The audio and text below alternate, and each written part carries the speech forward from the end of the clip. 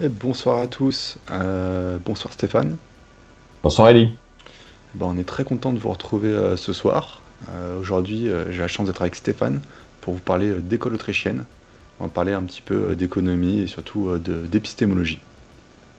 Probablement, oui. Je te remercie de cette invitation et de cette très intéressante initiative.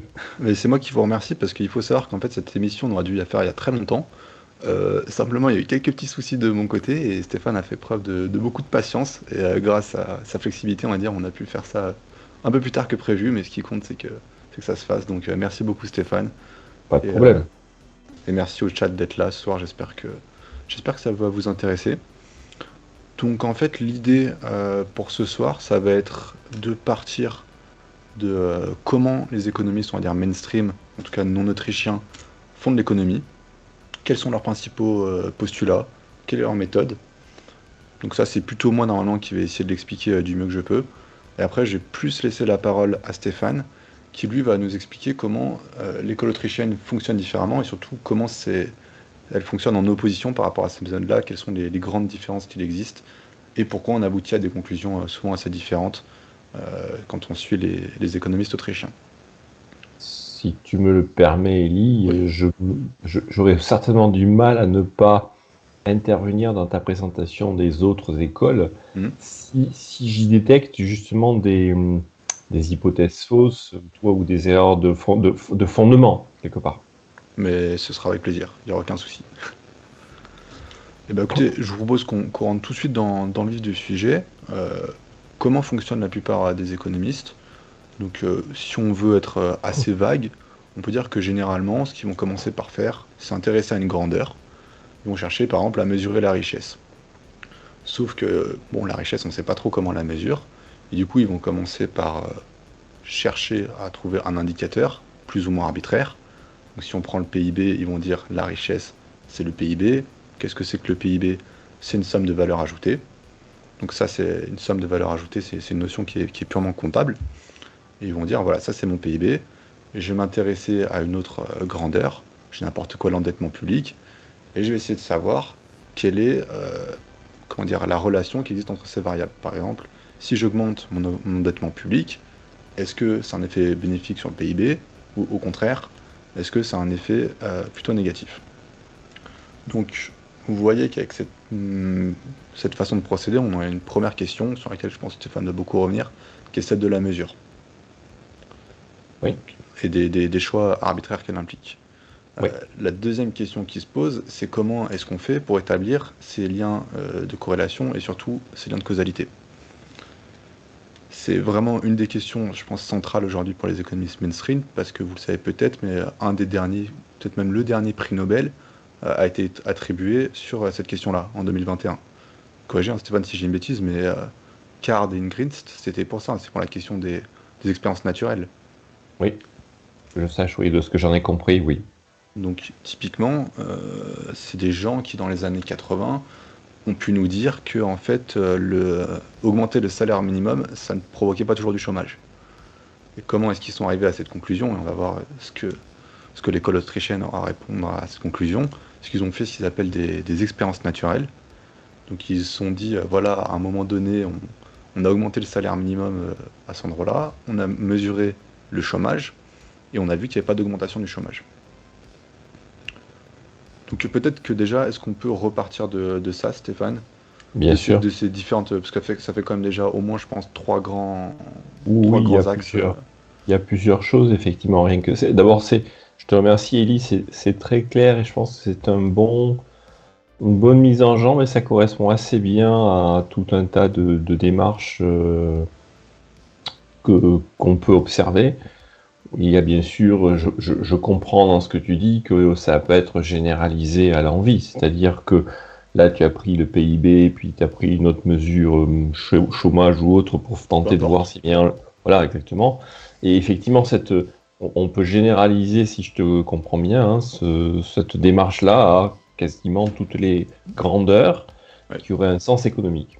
Et je rejoins, c'est quelque chose qu'on voit très régulièrement. Alors, je vais faire un très rapide aparté, mais je pense qu'il peut avoir son importance parce que En tout cas, pour moi, ça fait le lien, c'est un point important par rapport au point que tu évoques.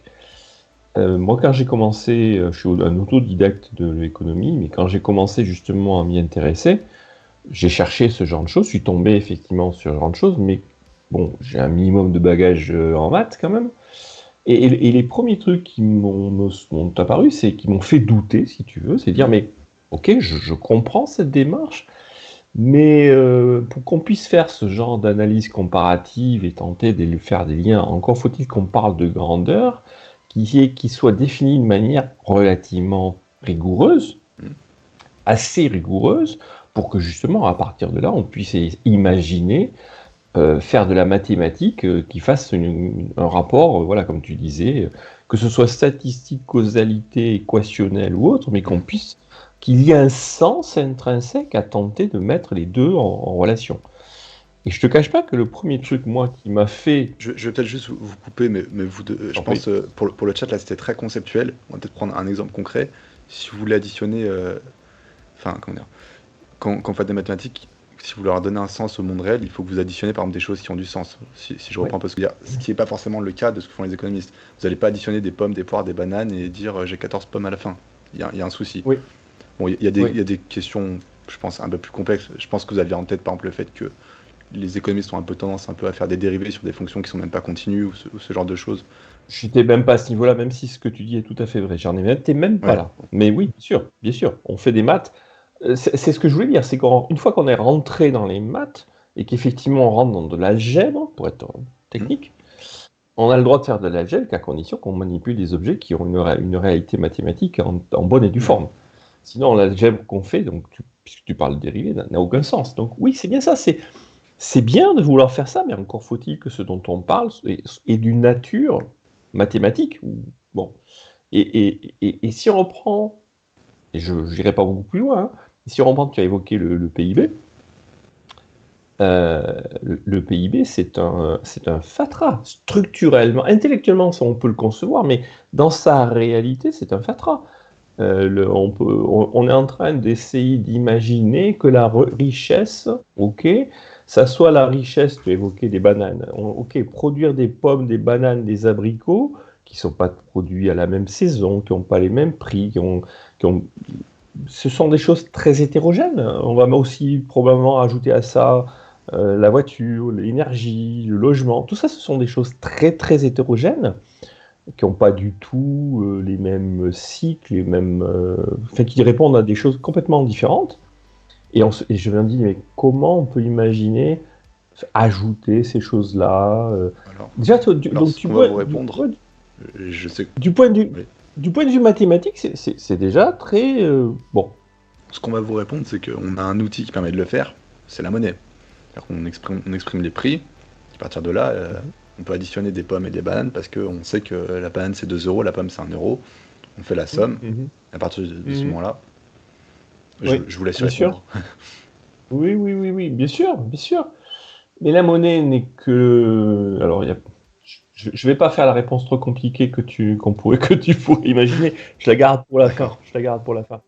Mais même ce truc-là, si tu veux, oui, bien sûr, la monnaie, mais la monnaie n'est jamais qu'un moyen d'expression d'un mot que tu as employé plus tôt, qui est celui de la richesse. Donc encore faudrait-il déjà qu'on puisse imaginer que la richesse, déjà, soit un truc un tant soit peu conceptualisable, et que on puisse imaginer dire la richesse, je la mets intellectuellement, même intellectuellement, en équation. Donc, ce que je veux dire, c'est que c'est bien de vouloir faire de l'économie avec de la mathématique, des dérivés, des choses comme ça, et c'est tout à fait naturel, scientifiquement parlant, de chercher à le faire. Bon, à condition que, comme toute science qui utilise des maths, sciences physiques par exemple, les objets qu'on manipule aient la capacité à rentrer dans la mathématique. Tu vois. Et pour ça, il faut avoir une échelle. Il y a une expression populaire qui dit bien ce qu'elle veut dire. C'est on mélange pas des choux avec des carottes. Donc oui, on prend une échelle, c'est la monnaie, d'accord. Mais la monnaie est-elle analogue à la richesse? C'est là où je pense qu'il y a une question sur laquelle on reviendra.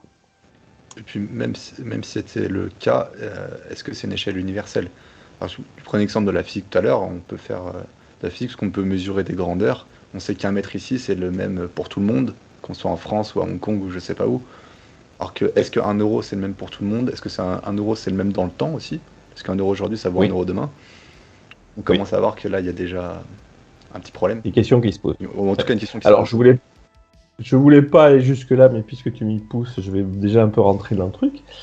Les Autrichiens, par rapport à ça, et Ludwig von Mises, le premier, le dit très très vite, et je pense que c'est un de ces résultats, pour moi scientifiques, en tout cas intellectuels, sincèrement de premier plan en matière d'économie.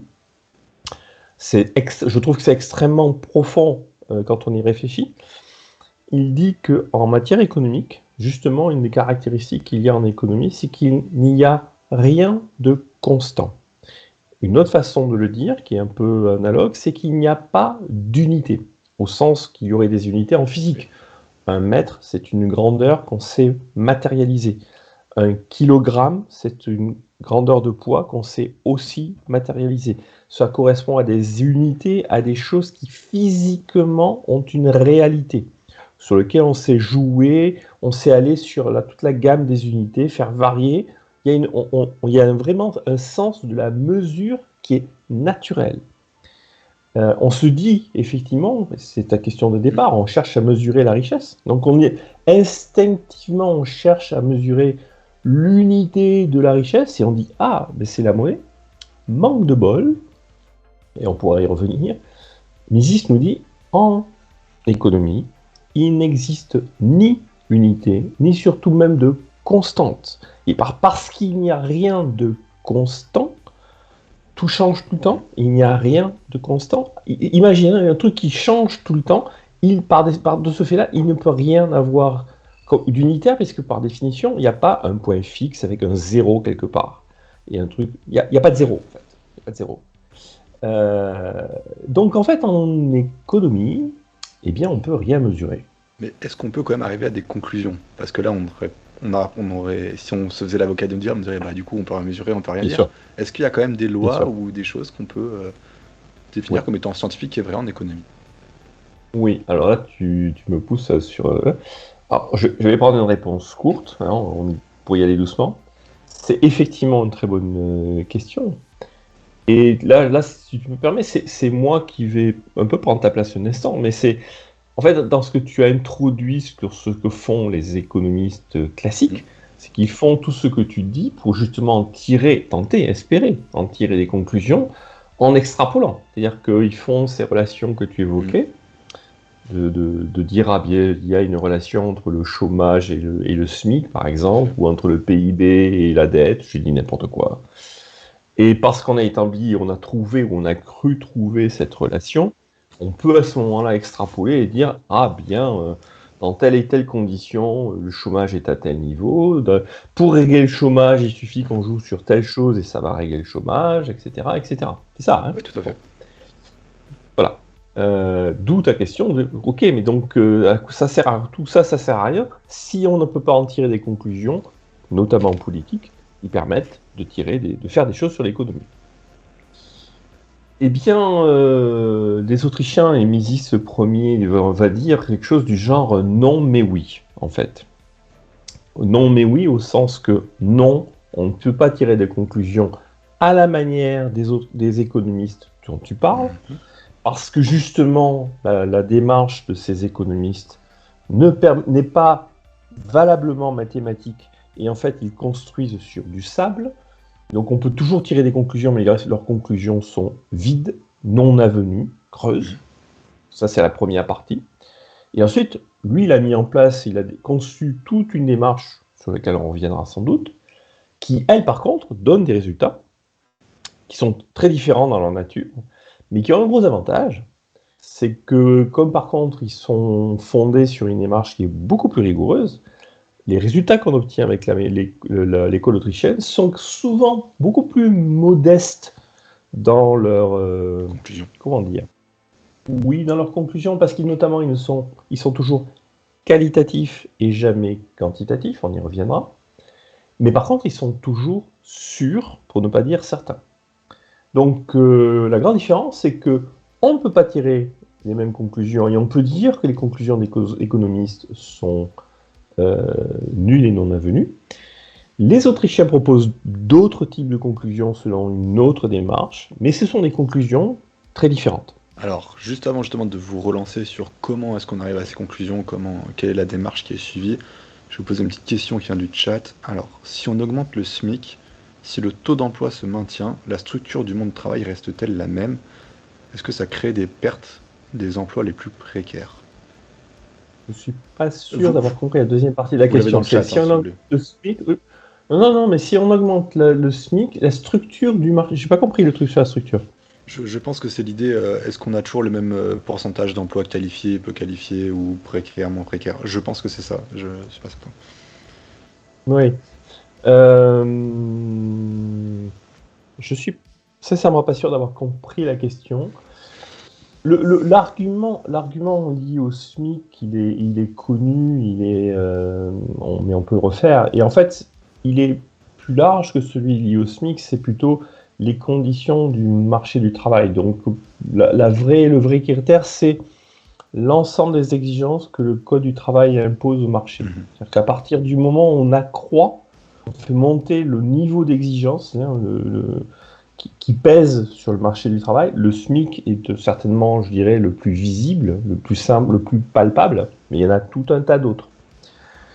Et tout cela revient à dire que pour un même travailleur qui a un savoir-faire à un moment donné, qui a une productivité, sinon intrinsèque, en tout cas potentielle, justement par sa capacité de travail et ses compétences. Donc le même travailleur, sur un SMIC à 1000 et sur un SMIC à, disons, 1200, ce même travailleur qui donc a une productivité qu'il apporte, c'est la même productivité, par définition, s'il est payé 1000 ou s'il est payé 1200, eh bien l'entreprise... Le programme est momentanément interrompu et reprendra dès que le problème sera résolu. En attendant et pour nous soutenir, vous pouvez vous abonner, laisser un pouce vers le haut et un commentaire. Donc la méthodologie autrichienne, c'est très différent. Toi, tu disais tout à l'heure que nos amis économistes autres partent ou tentent de partir de grandeur supposée, parce qu'en fait, la première erreur, c'était ça, de partir de grandeur supposée. Et comme la première critique fondamentale de Ludwig von Mises, c'est justement qu'il n'y a pas de grandeur, lui, il ne peut pas faire ça. Il ne peut pas dire, je vais partir d'une grandeur puisque justement, j'explique qu'il n'y en a pas. Okay. C'est le premier point de départ, si tu veux. Donc, sur quoi je peux partir? Et Mises dit, la seule chose dont je peux partir, c'est le fait que les acteurs économiques, c'est-à-dire toi, moi, les gens, chaque individu est un acteur économique. Les acteurs économiques, l'économie est faite de leur agissement, des décisions qu'ils prennent, de ce qu'ils font dans l'économie. C'est-à-dire que si, au lieu de chercher à regarder des grandeurs, peut-être que je pourrais regarder ce que les gens font, chacun, ensemble, et évidemment, comme on parle d'économie, eh bien, ils vont faire des choses, ils vont échanger, ils vont faire du commerce, et ce faisant, on va s'intéresser tout d'un coup à d'autres choses qui progressivement vont nous amener aux grandeurs économiques. Donc la démarche fondamentale de l'économie autrichienne, c'est celle-là. On part du fait que les gens, alors le terme technique, c'est que les gens agissent, on parle de l'action humaine, et de manière générale, pour faire simple, c'est le fait que les gens décident de faire des choses dans l'économie, acheter, vendre, échanger, produire, devenir entrepreneur, ne rien faire, attendre la retraite, économiser. J'ajouterais même une petite précision, non seulement ils font des choses, mais ils mobilisent des moyens pour les faire, ils ont une fin et un moyen. Je pense que c'est important de le préciser pour la suite. Tout à fait. Donc ils prennent des décisions, effectivement, pour faire des choses, et faire des choses, tu as raison, c'est Ben, c'est utiliser des ressources, et c'est là où progressivement on va venir, on va utiliser des ressources pour mener des projets, capitaliser, construire. Donc effectivement, on ne fait rien comme ça dans le vide, tu as raison, on utilise des ressources pour mener des projets, des actions, construire une usine, construire un produit, mais vendre, se comporter en entrepreneur ou se comporter en consommateur. Schématiquement, c'est les deux grands rôles dans Ouais. l'économie.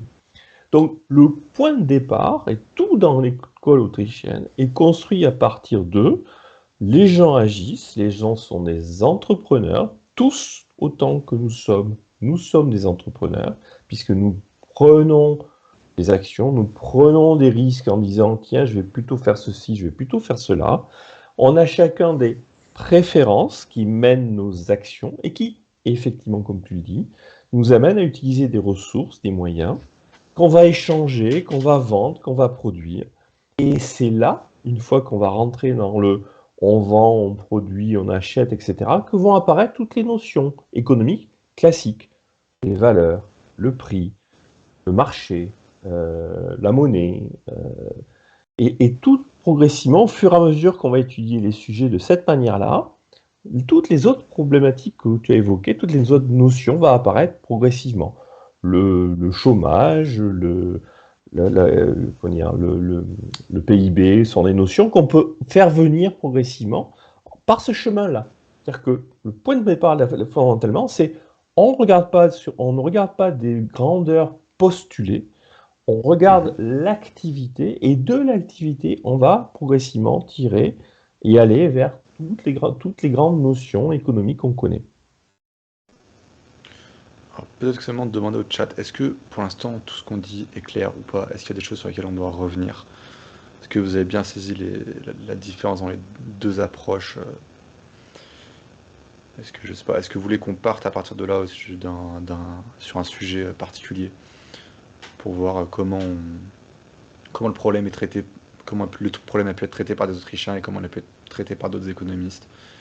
Dites-nous, essayez de nous aiguiller, sinon nous on prendra l'initiative Oui. de choisir un thème qui nous plaît. C'est ça, parce que pour aller vite, moi j'ai envie de dire, et pour essayer aussi de donner, répondre à des questions qu'il pourrait y avoir, qu'une fois qu'on a fait ça, on va rentrer dans des questions qui sont donc, je l'ai dit, hein, les notions de prix, on va retrouver progressivement les notions de loi économique, la loi de l'offre et de la demande arrive par ce biais-là. Hein.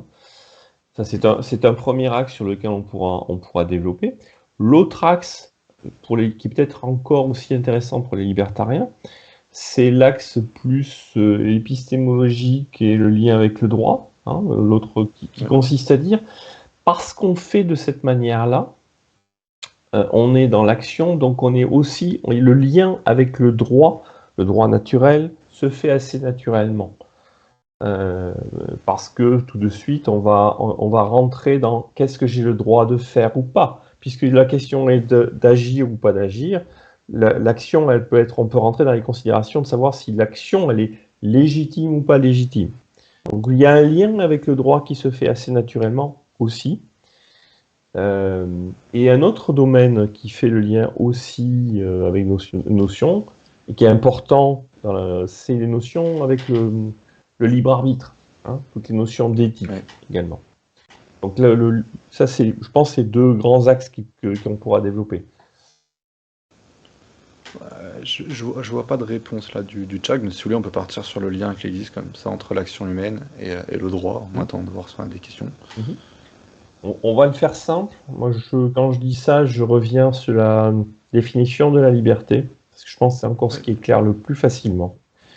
La liberté, c'est le droit de faire ce qu'on désire avec ce dont on a la propriété. La liberté, c'est le droit de faire ce qu'on désire avec ce dont on a la propriété. C'est Rothbard, donc. C'est Rothbard. Je l'ai légèrement rephrasé, mais c'est Rothbard.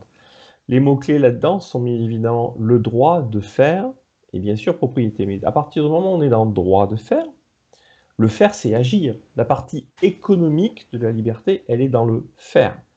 hein, et la partie juridique, la partie droit, et bien sûr dans le droit. Hein, mais le faire de la définition, c'est le domaine économique. Donc on voit tout de suite le lien qu'il y a. Et donc tu comprends bien que on s'inscrit en plus complètement naturellement en disant le champ économique est aussi le champ du droit. Hein.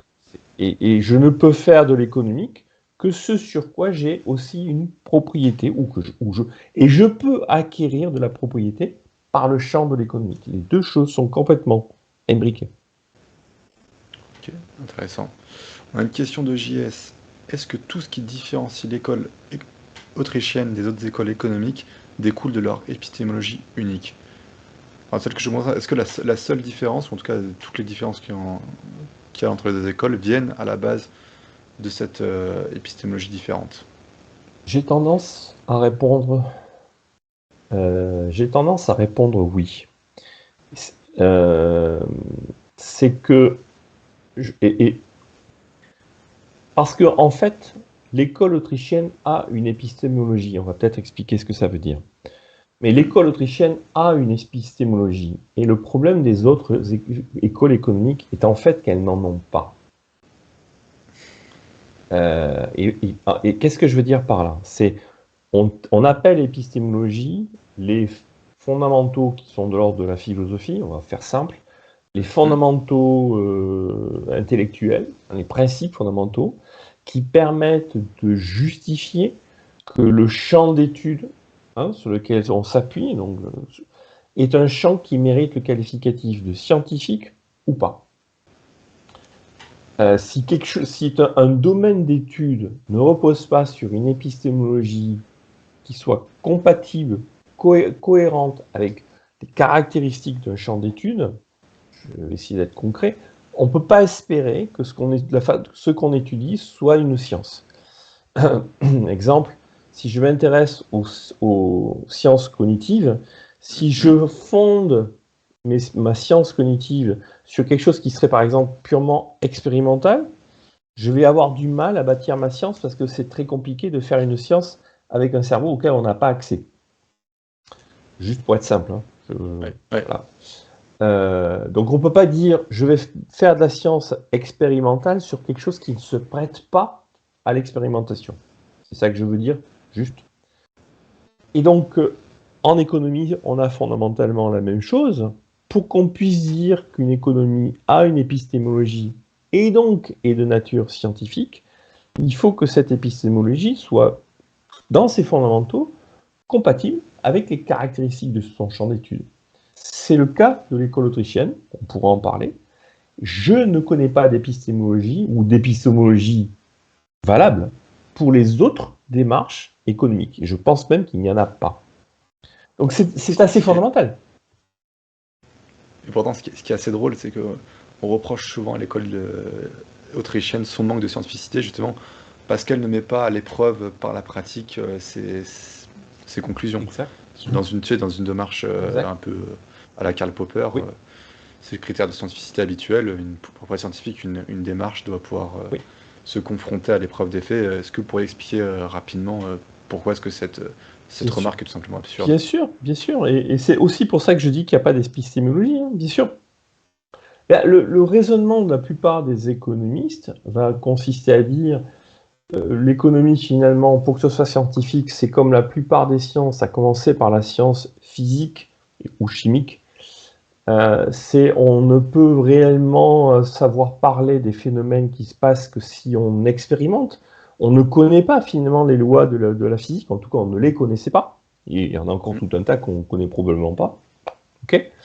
Et donc pour les découvrir, les imaginer, vérifier qu'elles sont effectivement bien celles-là, et à partir de là essayer de les considérer comme acquises, connues, on n'a qu'une seule façon de faire, c'est d'expérimenter, c'est de tenter.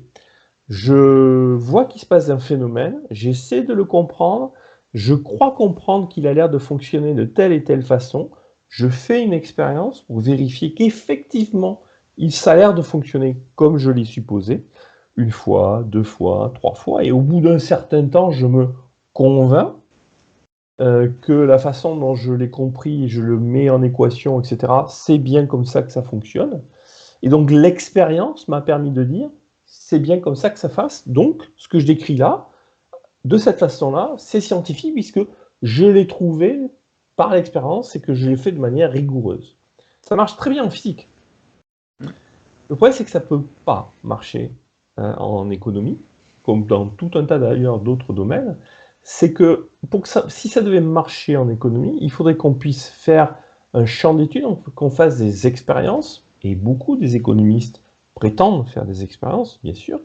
Tu l'as dit au tout début. Hein. Ouais, ça revient sur ce qu'on disait tout à l'heure. Tout à fait. Ça ne marche pas parce qu'on ne peut pas faire des expériences avec des humains. Et cela pour deux raisons. Alors, faire des expériences avec des humains, c'est... on imaginerait qu'on va prendre le SMIC. On imagine qu'on prend 1000 jeunes bacheliers qu'on va envoyer chez McDo, et on va monter le SMIC pour McDo, et on va voir si ces 1000 bacheliers sont pris ou pas pris, ou s'il y a bien 20% des bacheliers qui sont plus pris. En gros, ce qu'on a dit tout à l'heure, est-ce que c'est vérifié quand on envoie les 1000 bacheliers chez McDo? On peut imaginer faire ça une fois. Il n'y a pas de problème. Mais pour qu'on puisse faire une expérimentation, il faut le faire plus d'une fois. Et donc, il faut qu'on a le choix. C'est soit on reprend les mêmes bacheliers, soit on en reprend d'autres. Les premiers bacheliers qui ont déjà fait l'expérience, ils ont appris des choses au passage. Ils ont découvert que le SMIC, ça les emmerde. Donc, il n'est même pas sûr qu'ils acceptent de faire l'expérience 2 fois. Et ceux qui vont faire l'expérience 2 fois, ils ne vont pas se comporter 2 fois de la même façon. Donc, on ne va pas obtenir les mêmes résultats de toute façon. Et si on le fait avec d'autres bacheliers, entre-temps, les conditions économiques auront changé. Ces bacheliers, peut-être qu'ils auront appris des choses de leur côté. On n'est pas sûr du tout qu'ils vont se comporter comme la première cohorte. Parce qu'ils ont leur libre arbitre. Donc les deux raisons, c'est que les gens ont un libre arbitre. On ne peut vraiment jamais être sûr de ce que les gens vont faire. Et ils apprennent. C'est-à-dire que d'une expérience à une autre, ils vont apprendre des choses et ils ne vont pas se comporter de la même façon.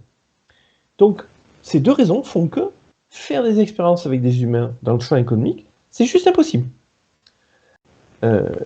Et donc, on peut pas... Il y a un problème de reproductibilité, en fait, qui est indépassable. C'est ça, exactement. Donc, pour conceptualiser, pour essayer de synthétiser un petit peu. C'est exactement ça, mais c'est exactement ça, tout à fait.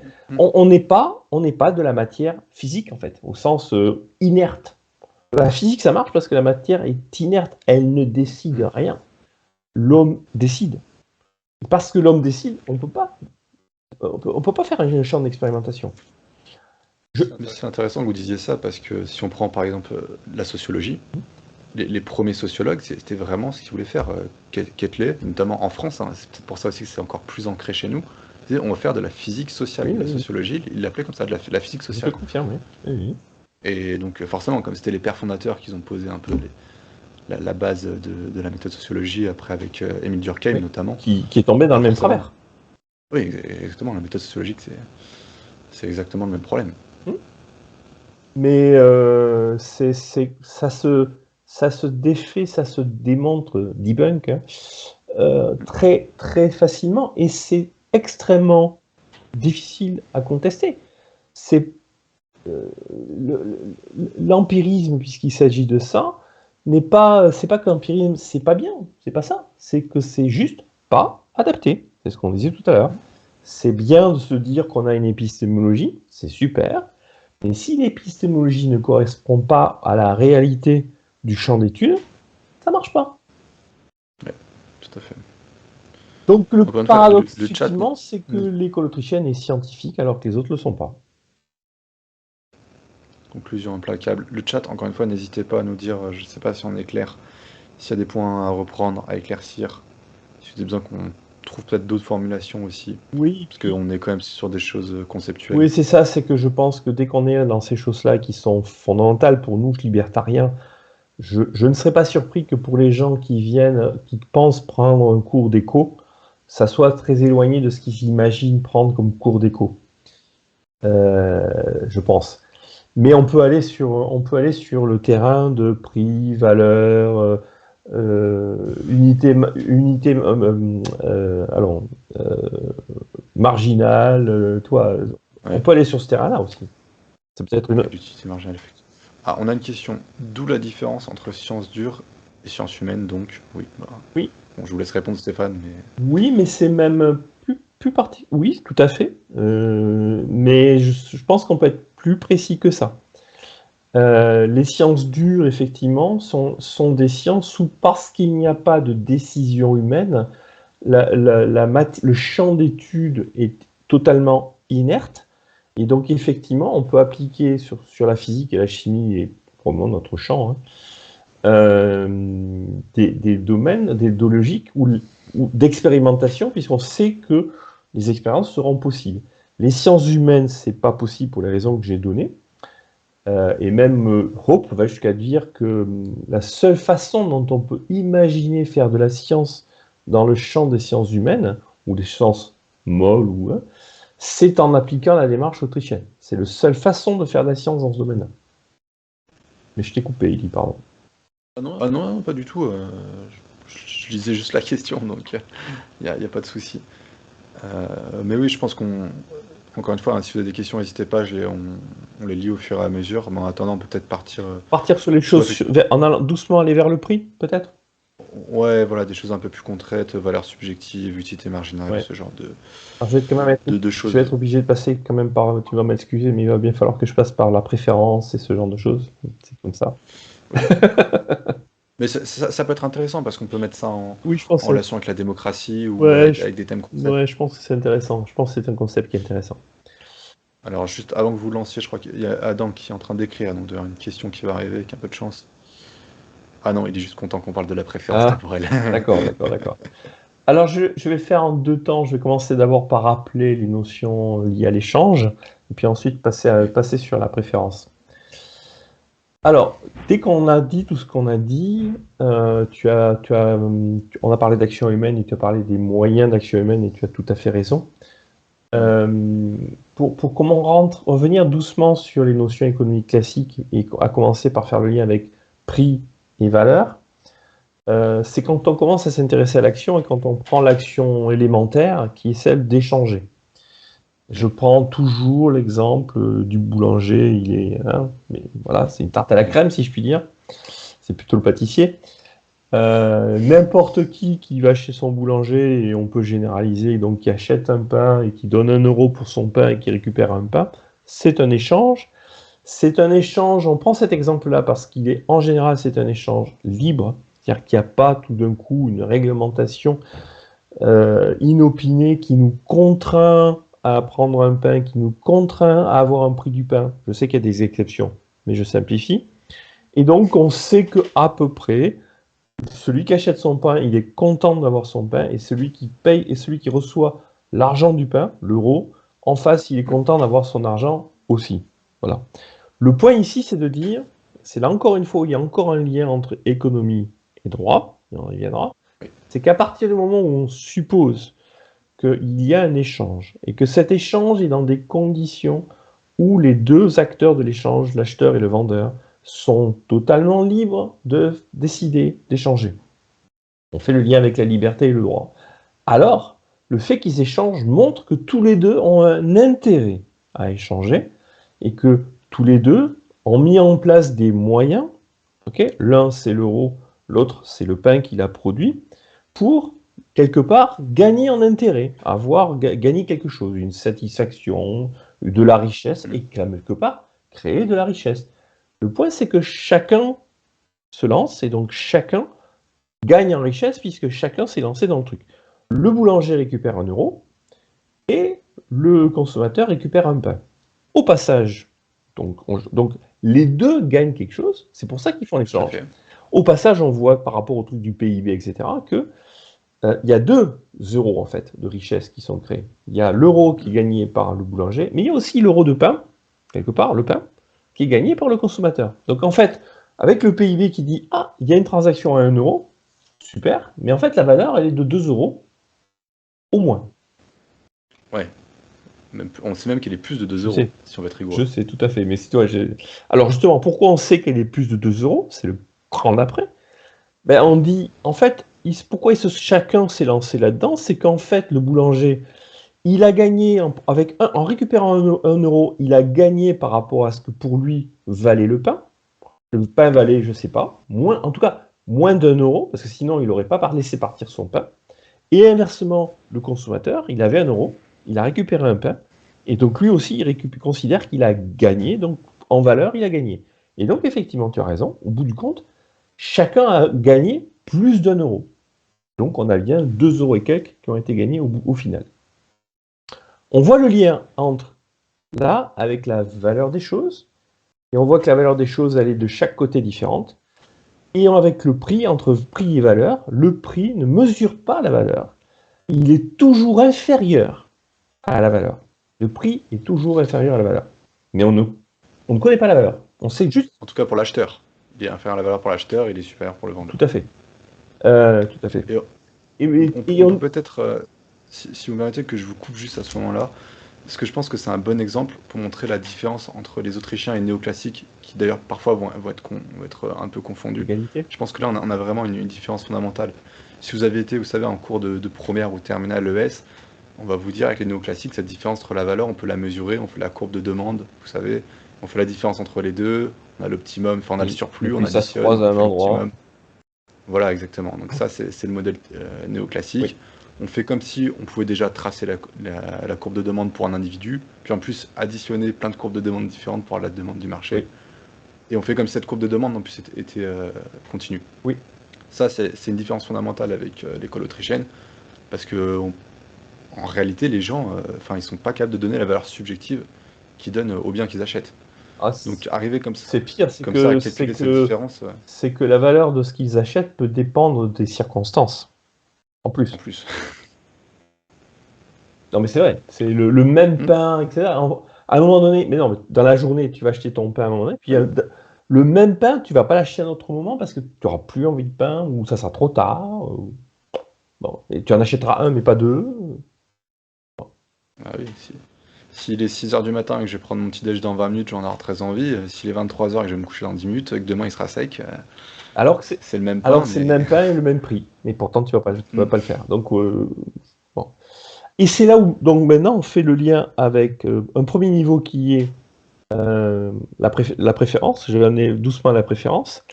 La préférence, justement, c'est ce qui, en fonction des circonstances, font que quelqu'un va décider. Parce qu'on rappelle que c'est une question d'action, donc de décision. Il y a des circonstances qui vont faire que quelqu'un va décider d'acheter un pain ou d'acheter autre chose. Okay, et donc, à un moment donné, quelqu'un est, par son psychisme, ses envies, ses pulsions, ses plans, tout ce qu'on veut, à un moment donné, va prendre la décision d'acheter un pain ou de ne pas en acheter. Et quand il fait ça, ce qui le pousse à faire ça, c'est ce qu'on appelle la préférence. Okay, oui. Il préfère acheter un pain plutôt que de faire autre chose. C'est ça que ça veut dire. Et le fait qu'il choisisse le pain démontre sa préférence à ce moment-là. C'est-à-dire que l'action montre que celui qui a acheté quelque chose, à ce moment-là, il préférait acheter le pain plutôt que de faire autre chose. Ce point est extrêmement important parce que ça veut dire que, de manière générale, la seule façon qu'on a, la seule façon qu'il y a scientifiquement de savoir si quelque chose est apprécié par les gens, c'est de constater si les gens les achètent ou pas. Et il n'y en a pas d'autre.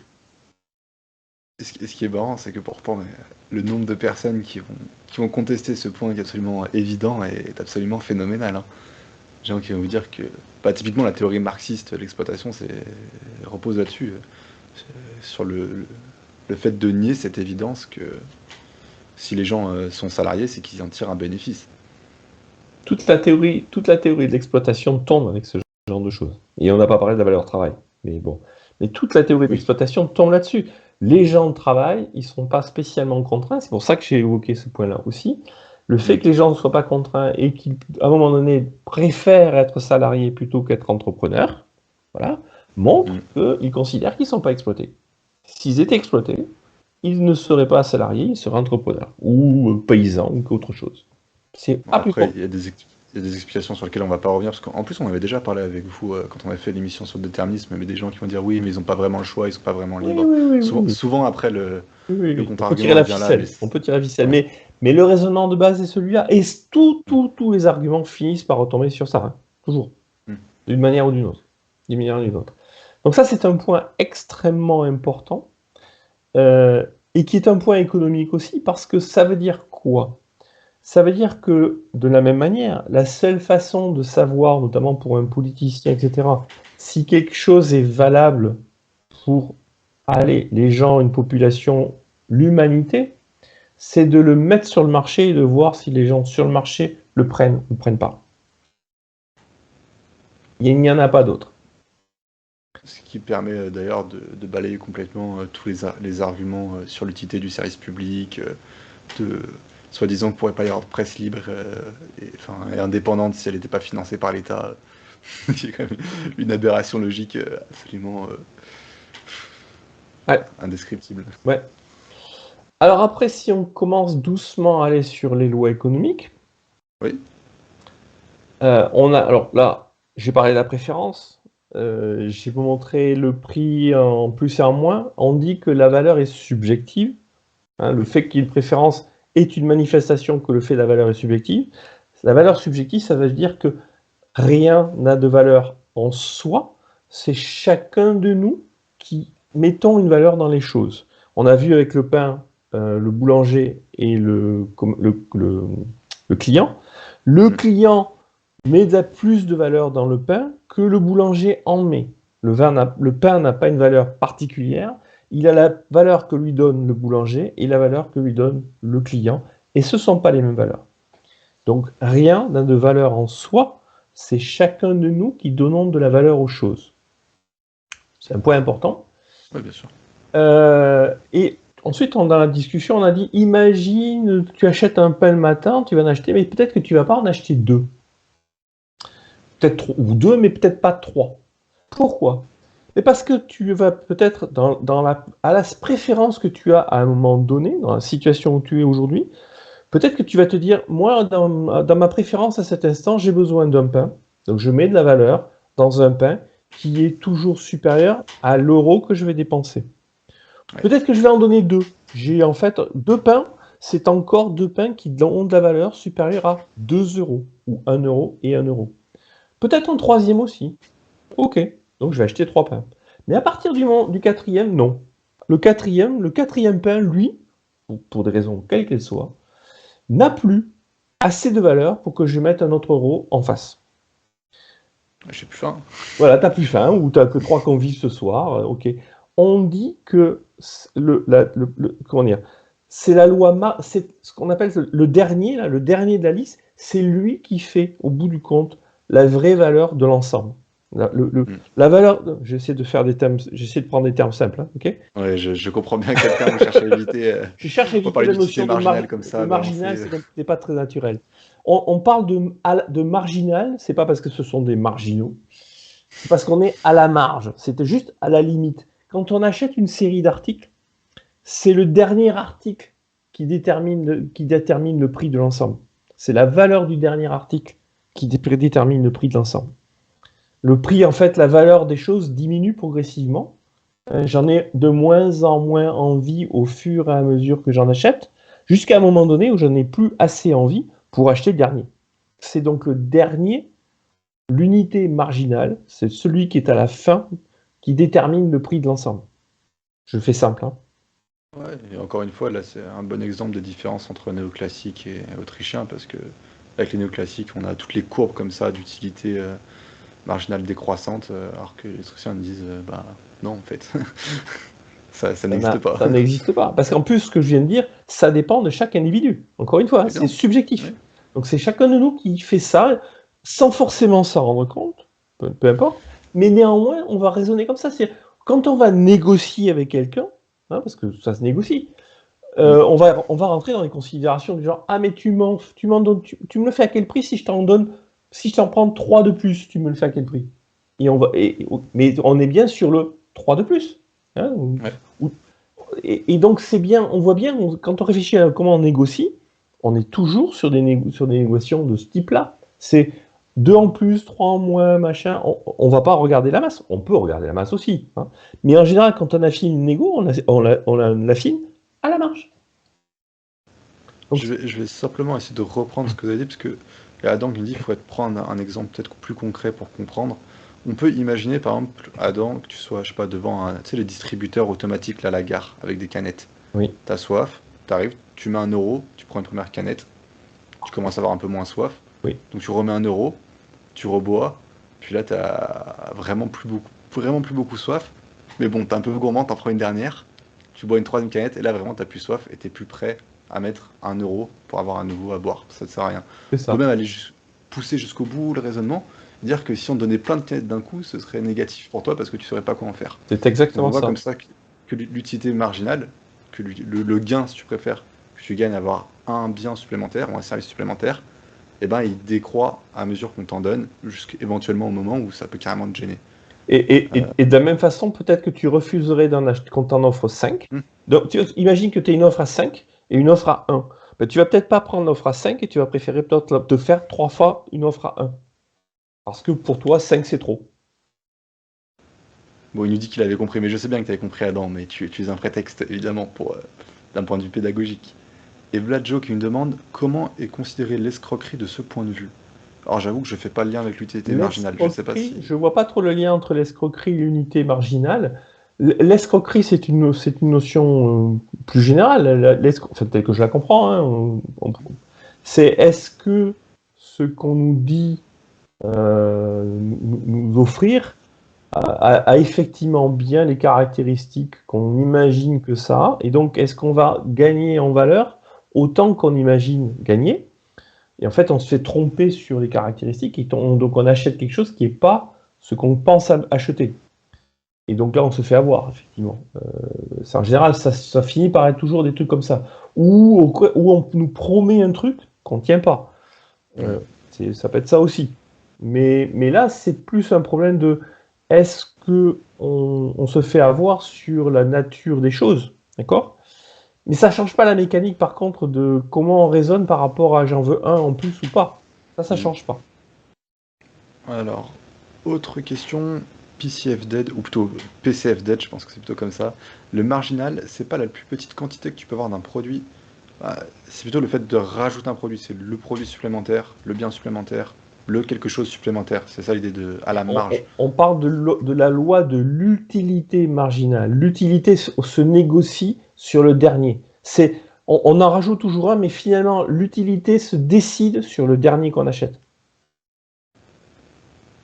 Je sais pas si c'est plus clair expliqué comme ça.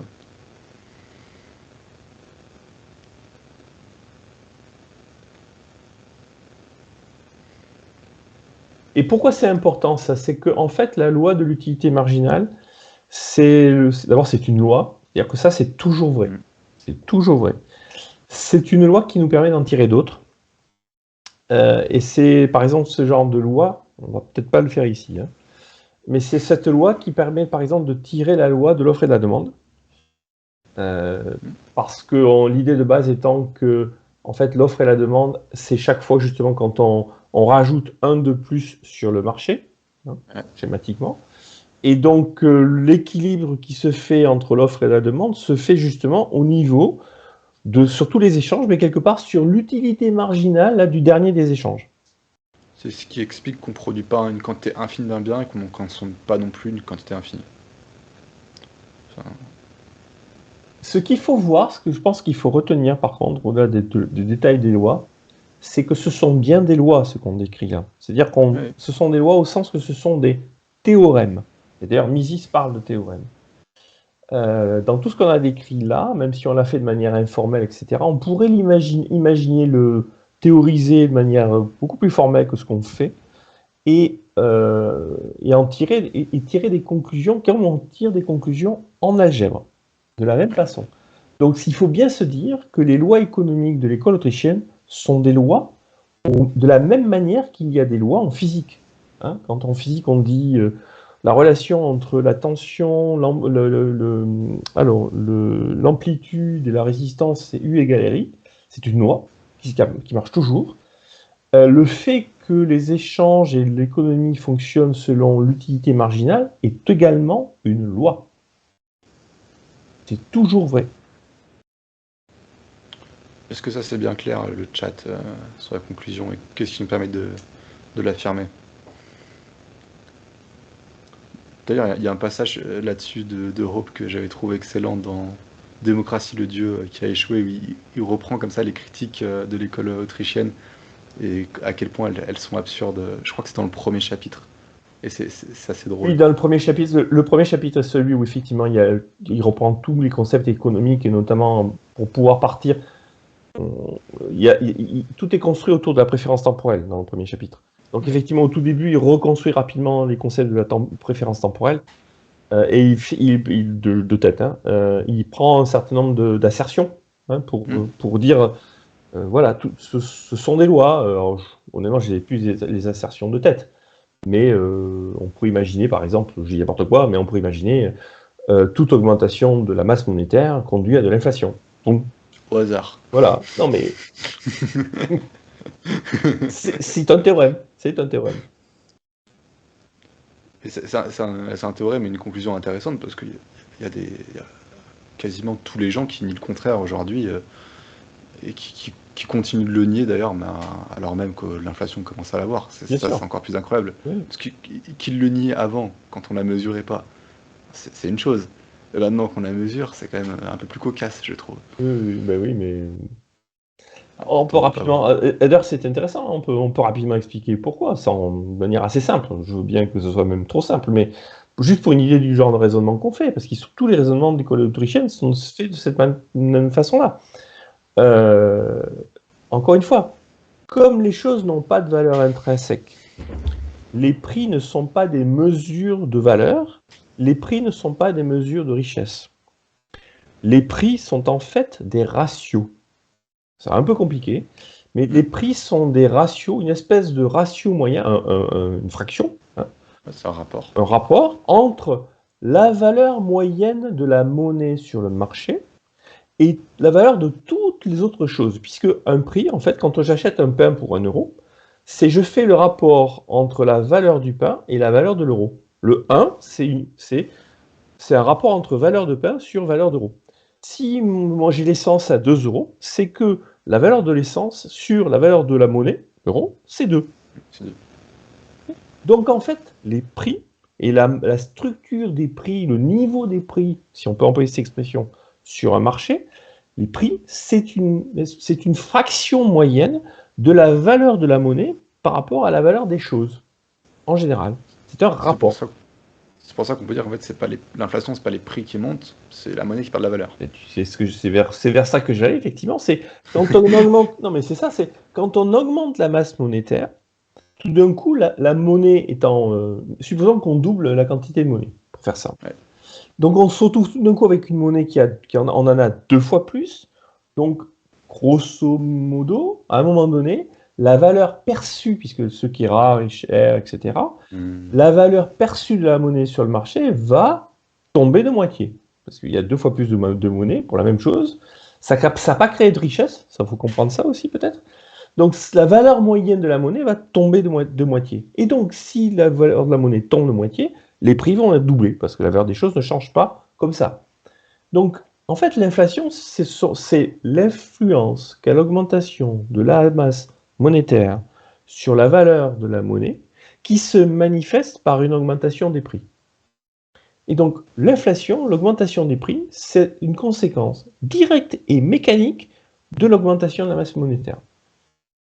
Alors, précision importante dans ce qu'on va pouvoir relier avec votre point, que nous fait JS, il nous dit qu'il faut préciser que tous les théorèmes autrichiens sont vrais, ceteris paribus. Donc pour ceux qui ne savent pas, ceteris paribus, c'est toute chose égale par ailleurs. Bien sûr. On va considérer que toutes les autres variables sont fixes, et qu'on s'intéresse uniquement à la relation. Ce sur quoi on raisonne, absolument. Absolument. C'est vrai que pour nous, c'est sûrement un peu évident, mais peut-être que ça ne l'est pas pour... Alors, c'est même peut-être un point intéressant, tu vois, dans la comparaison qu'on peut faire avec les autres écoles, je pense. Parce qu'en fait, si tu me permets, c'est très intéressant la remarque de JS, qui a raison. Je me rends compte, en fait, que quand moi je raisonne, je ne fais jamais ce truc-là. Pourquoi ? Parce que cette hypothèse ou ce rappel qu'évoque JS, qui est très pertinent. Il est pertinent notamment dans les autres écoles, parce que dans les autres écoles, on est tout le temps dans cette activité de dire, il y a, mettons, une dizaine de variables, et je vais m'intéresser à la relation entre ces deux-là, ce que tu as fait au début. Et donc, je vais jouer entre les deux, et effectivement, pour pouvoir faire ça, il est important de préciser que je suppose que je ne change pas les autres. Ok ? En école autrichienne, on n'a pas ce problème-là. On n'a pas ce problème-là parce qu'il n'y a pas ce problème de relation éventuellement entre les trucs et pas. Toutes les notions se découlent de la même racine, qui est l'action humaine. Donc, si tu veux, à moins de rentrer, je veux bien, mais en général, moi, j'ai jamais besoin de dire, ouais, je suppose que le reste ne change pas, parce que ce sur quoi je raisonne, ça n'a pas d'incidence sur le reste. Tu vois ce que je veux dire ? Bien sûr. Le raisonnement que j'ai tenu sur l'inflation, il est vrai, quoi qu'il se passe sur le reste. C'est toujours vrai. Alors pour moi, c'est très clair. Est-ce que ça l'est pour tout le monde?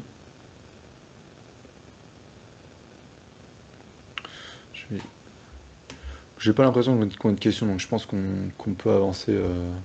Je suis toujours inquiet quand il n'y a pas de questions. C'est toujours, moi, ça me frustre parce que ça veut dire que soit personne n'a compris ou ce que je dis, ça passe. Mais c'est dommage, mais c'est pas de problème. Pas de problème. Après, peut-être qu'on a été très très clair aussi. Ouais, c'est ça. Je suis pas entièrement convaincu non plus, mais bon, espérons que ce soit ça. Adam, tout le monde a dans le chat. 262 QI, Ouais. c'est ça. Je sais pas si j'ai 262 QI, j'en sais rien, mais effectivement, peut-être. Ouais. Peut-être que les autres ont 260 et moi je galope malheureux à 120, c'est possible. Ce qui est déjà pas ridicule. Hein. 120, on doit être dans quoi, top 10%, peut-être même top 5%. Hein. Je sais pas, j'ai pas la gaussienne en tête, mais. Je sais pas sur quoi est-ce qu'on peut avancer maintenant. Est-ce que le chat, vous avez envie qu'on parle d'un sujet en particulier? On a commencé un peu à parler de monnaie, de dette. Moi, ce que je peux dire, c'est que ce que je constate quand on discute avec les gens en général et les erreurs qu'on peut voir, alors sinon avec des économistes professionnels, tu vois, mais avec l'économiste de Monsieur Tout-le-Monde, tel qu'on les rencontre sur Facebook, Twitter et autres. Qui est un argument sur lequel je reviens souvent, et on peut peut-être se demander pourquoi je reviens souvent sur cet argument. Souvent, je qualifie des échanges, je rappelle les notions d'utilitarisme. Et c'est pas juste un dogme que je jette ou un épouvantail que je jette à la figure des gens. Mais ça revient sur les fondamentaux de ce qu'on a présenté tout à l'heure.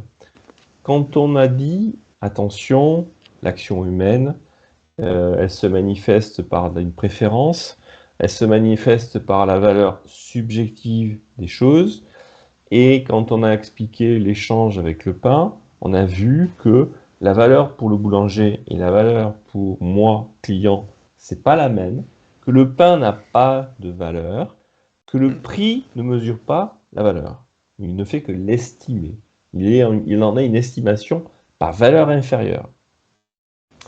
Quand on a dit tout ça, on comprend que il n'est pas possible, et d'ailleurs c'est une règle de fond que pose Mises, il appelle ça le Wertfrei, il n'est pas possible de poser de jugement de valeur quant à la valeur des choses, donc, sur ce qui se passe économiquement. On ne peut que constater la valeur que les gens mettent dans les choses par leur action. C'est l'action qui est de l'individu qui est le témoin de la valeur des choses. L'action de l'individu. Ça, en fait, je me permets de te couper sur ce point-là parce que je crois que pour beaucoup de gens, en fait, ça pour nous, ça me paraît évident, mais c'est très très difficile à accepter. Et là, je sors un peu du champ économique, humainement, psychologiquement, sans s'en rendre compte que des gens, en fait, pensent différemment et des différences psychologiques. Et je sais que sur Pascal Salin, on avait parlé sur la Mises, il disait c'est une des qualités de l'économiste autrichien, c'est qu'il y a cette espèce de modestie, si vous voulez, par rapport au monde et par rapport à ce qu'il étudie. Et c'est une vraie qualité humaine, je crois, en fait. Oui, je sais pas si je suis clair dans ce que je dis, mais... Tu as raison, je vais rebondir sur ce que tu dis, je vais même beaucoup plus loin moi, que ça. Et je pense que, Ouais. même si on va revenir sur un champ libertarien, je pense que ça fait partie du raisonnement économique, c'est pour ça que je parlais. L'ancrage est extrêmement important, à mes yeux en tout cas.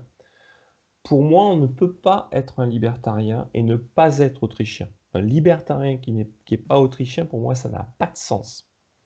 Et à cause de ce point-là, parce que, comme tu viens de le dire, à partir du moment où on comprend ce qui se passe économiquement, ce qu'on vient de se dire, que la valeur des choses, l'évaluation de la valeur se fait au niveau de l'individu, et donc il n'y a pas de valeur intrinsèque aux choses et aux échanges, Mm. on accepte la réalité et on accepte la réalité de la liberté d'évaluation des gens. D'accord? Tu peux pas dire que tu es libertarien et que tu acceptes la liberté individuelle si tu n'acceptes pas la réalité, hein, mais si tu n'acceptes pas la réalité de la valuation individuelle des choses. C'est pas Tout à fait. possible. Donc, quelque libéral ou libertarien de bonne foi qui va tomber dans l'utilitarisme, qui justement l'utilitarisme postule ou suppose que les choses auraient une valeur et qu'on pourrait juger de la valeur des choses au sens économique, hein, pas le bien et le mal, hein, pas le bien et le mal.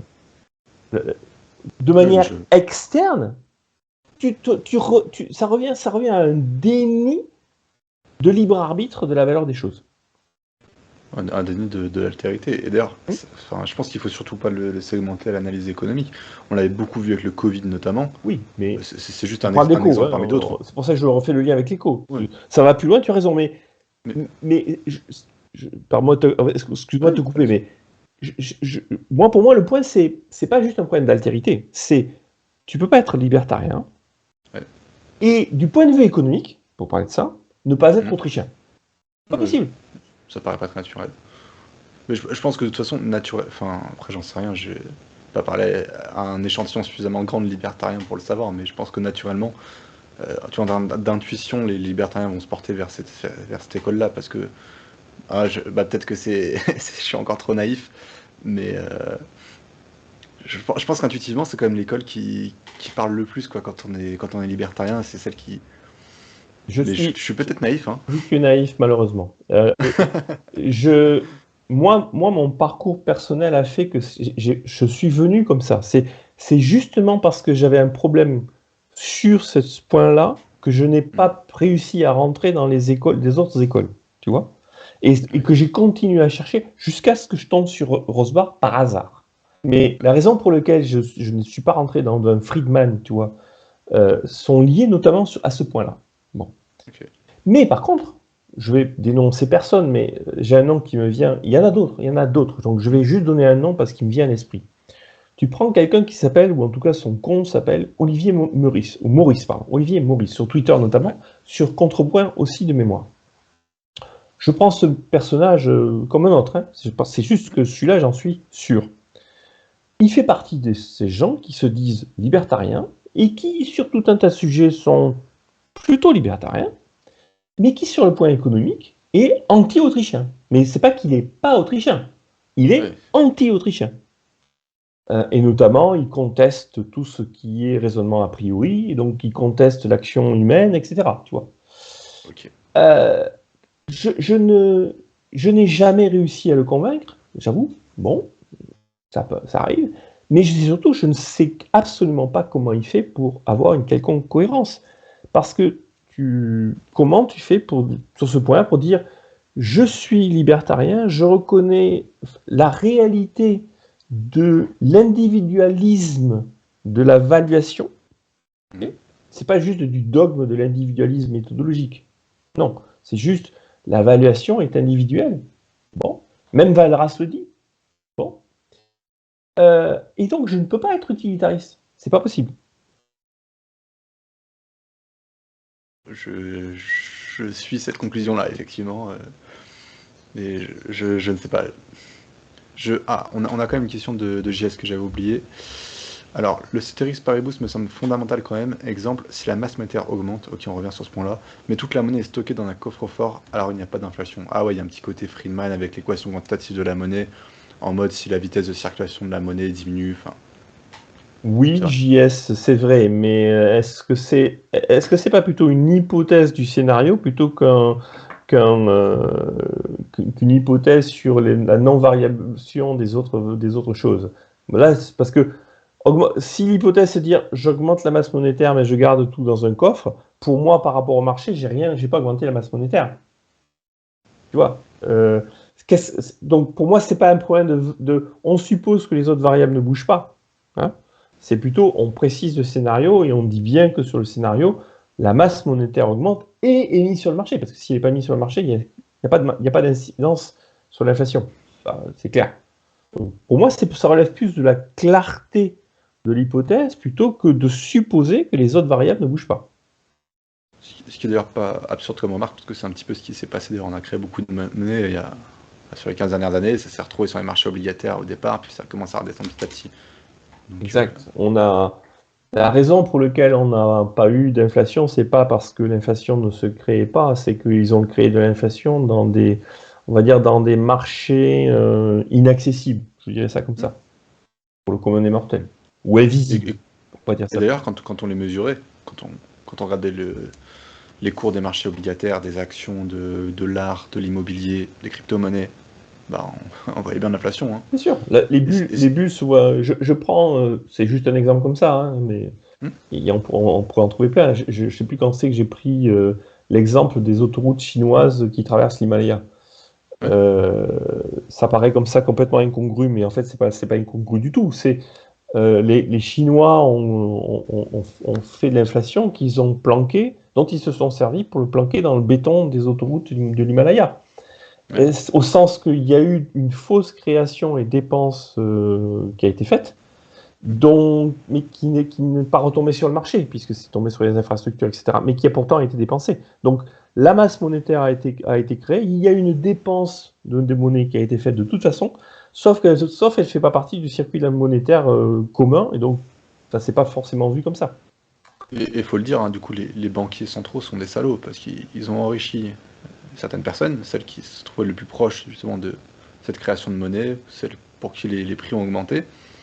Donc certaines personnes ont profité, pendant ce temps-là, les autres n'en ont pas profité, et quand l'argent a commencé à redescendre et que les prix ont commencé à monter, eh ben le commun des mortels, ceux qui n'ont pas pu en profiter, bah, ils se sont bien fait niquer. Pardonnez-moi l'expression, mais c'est quand même ce qui s'est passé. Bien sûr. Alors Bjorn peut-être qui me dit d'ailleurs ce n'est pas de la monnaie, c'est de la contrefaçon. Oui, Jacques Bref, dire la même chose. Oui, Viande Tiède, il a raison, il n'aime pas que je parle de monnaie, il a totalement raison, il préfère que je parle de devise, il a raison, ou effectivement de contrefaçon. Tu as raison, excuse-moi, mon ami, il y a des mots comme ça qu'il faut que je change de mon vocabulaire, il faut que j'arrête de parler de juge et que je parle d'arbitre, et il faut que j'arrête de parler de monnaie pour parler de devise, tu as raison, tu as raison. Qui c'est qui disait la monnaie c'est l'or et le reste c'est la dette? Ça aurait pu être moi. Ça aurait pu être moi. Je sais pas, mais ça aurait pu être moi. J'achète sans problème. Ça, c'est une monnaie qui est détournée par effet cantillon. Oui, c'est exactement C'est ça. ce qu'on disait. On n'a pas utilisé le terme, mais C'est ça. c'est vraiment l'idée qui est là. Ouais. Pour les plus proches de l'émetteur, effectivement. Si vous cherchez à... Ouais. Après, Oui. qu'est-ce qu'on a? On peut aller plus loin. Après, dans l'école autrichienne, il y a une théorie de la production. Il y a les triangles de Hayek et des choses comme ça. Mais je pense que ça, c'est un peu plus austère. Je suis pas sûr que. Enfin, c'est moins. C'est très intéressant aussi. Hein. Mais je pense que c'est déjà c'est du cours de deuxième année, on va dire ça déjà. Puis ça aurait été bien... Je sais pas si ça va vous plaire, mais d'avoir vous savez, quand même le petit triangle comme ça pour montrer, même si c'est pas très scientifique, pour avoir ce côté pédagogique, pour illustrer le détour de production, si on prend l'exemple de Hayek. Je pense que ça peut aider au départ, même si après il faut s'en passer évidemment. Oui, alors là, il faut revenir sur. Faut prendre la production et remonter. Alors, l'idée de base, c'est quand on fait de la production, on remonte dans la production. Hein, c'est d'accord, c'est on remonte dans les couches, Oui. etc. Tu veux le présenter le truc ou... Non. Je préfère que ce soit, honnêtement, sur cette question-là, je préfère que ce soit vous. Enfin, moi, je comprends l'idée, mais j'arrive pas forcément très bien à l'expliquer, donc... Ben, c'est un lien qu'il y a entre il faut voir que dans un processus de production, il y a un autre concept qui est intéressant dans l'école autrichienne, c'est la notion de coût. La différence qu'il y a entre un prix et un coût. Parce que je vais partir un peu loin, mais je vais revenir. Quand on produit quelque chose, on cherche à avoir un...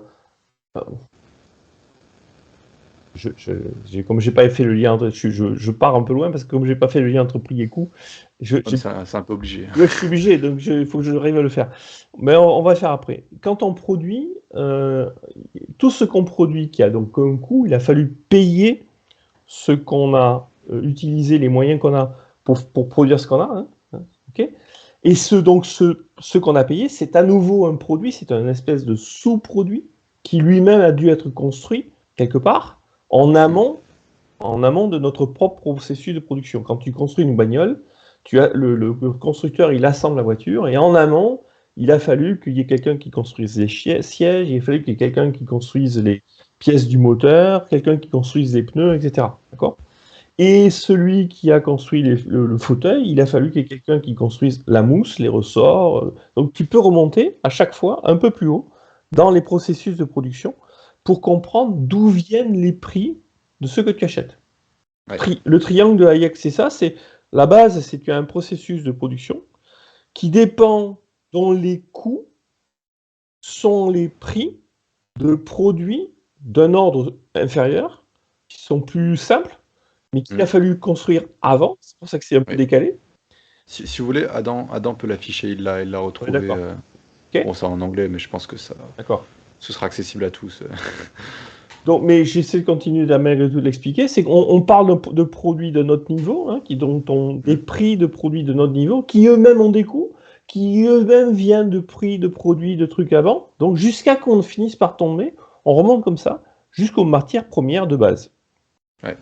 Et donc, chaque fois, on est sur des produits plus simples, qui viennent de plus loin dans le temps, qui sont tous plus simples, et dont tous les prix sont en général moindres, puisque chaque fois, il y a une marge qui se prend, etc. Et on remonte aux matières premières comme ça. Donc, c'est pour expliquer que les prix des choses s'expliquent par la façon dont les choses sont produites, et en acceptant l'idée que le coût des choses, c'est le prix du truc d'avant, et on remonte comme ça jusqu'à la matière première. Ça fait une espèce de triangle qui se place dans le temps, dans la structure des coûts, des produits, et dans la bascule prix-coût, prix-coût, prix-coût. J'ai bon ? Moi, ça me paraît clair, pour l'instant. Le truc qu'il faut comprendre, c'est que... Alors ça casse complètement la théorie de Marx, au passage. Parce que quand on voit quand on raisonne sur un truc comme ça, on voit que dans une structure comme ça, il n'y a nulle part de valeur ajoutée. J'ai parlé à aucun moment de valeur ajoutée. Alors que les marxistes vont dire « Ah oui, mais en fait, non. Quand on produit quelque chose, on y met de la matière première, ou des matières, on va dire, ou des composants. On y met de la masse salariale, et puis la masse salariale fait la valeur ajoutée de ce qui manque, et puis voilà. En fait, non. En fait, non. Dans tout ce que je dis, il y a nulle part de valeur ajoutée dans ce que j'ai raconté. Là, le chat, n'hésitez pas à nous couper, à nous dire sur les questions, parce qu'on commence quand même à rentrer dans des choses... je pense que ça, c'est moins intéressant. Ce que je pense qui est plus intéressant, c'est ce que je voulais dire peut-être au début, c'est le rapport qui est entre prix et coût. Et c'est peut-être le point qu'il faut comprendre le plus important, c'est ce qu'on appelle le coût d'opportunité. Ah oui, ça effectivement, c'est... Le coût d'opportunité, c'est que quand on va revenir au pain.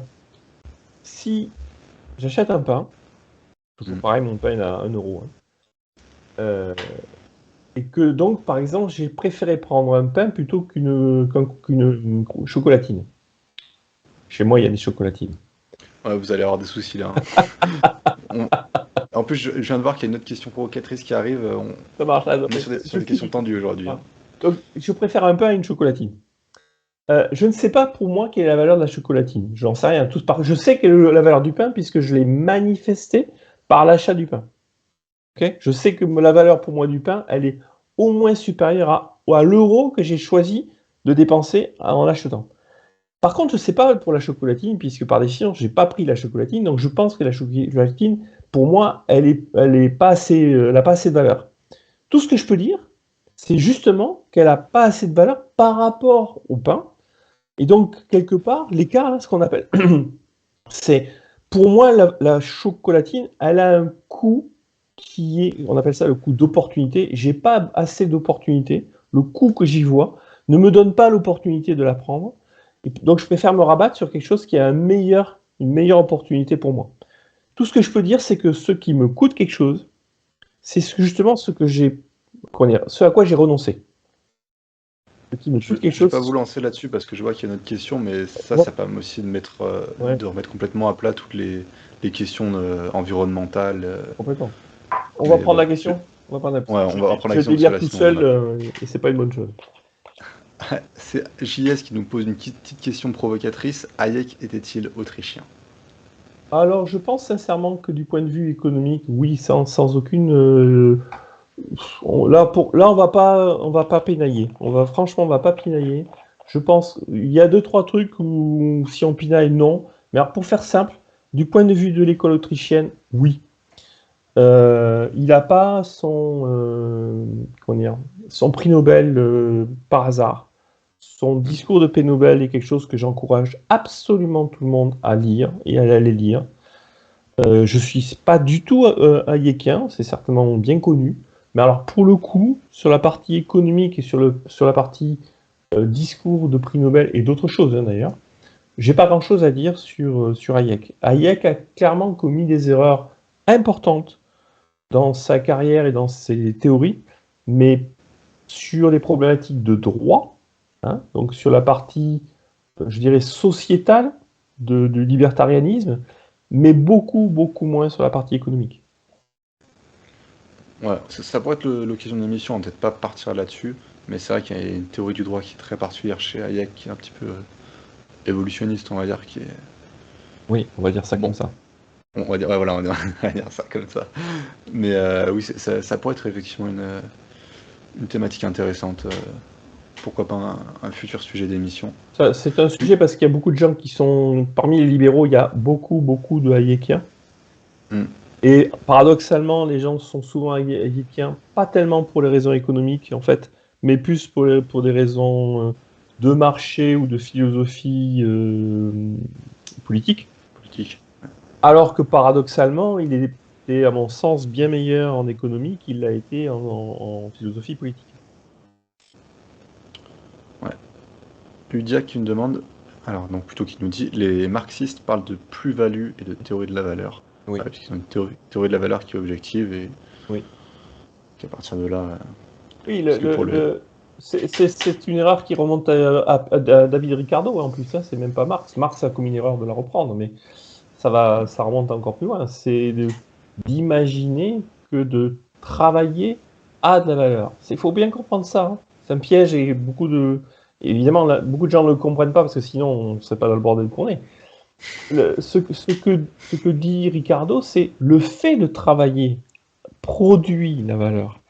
Alors que c'est faux, puisque si c'était vrai, l'exemple classique, c'est il suffirait de creuser des trous et les reboucher et de recommencer pour produire de la valeur.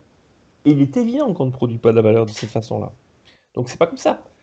Et à l'inverse, on a des filles qui vendent leur eau du bain sur internet et qui se font des fortunes comme ça. Oui aussi. Oui. Ça marche ni dans un sens ni dans l'autre, c'est magique. C'est ça. Alors qu'en fait, ce qu'il faut comprendre, c'est que c'est le service rendu par le travail, l'effet en fait du travail qui a de la valeur.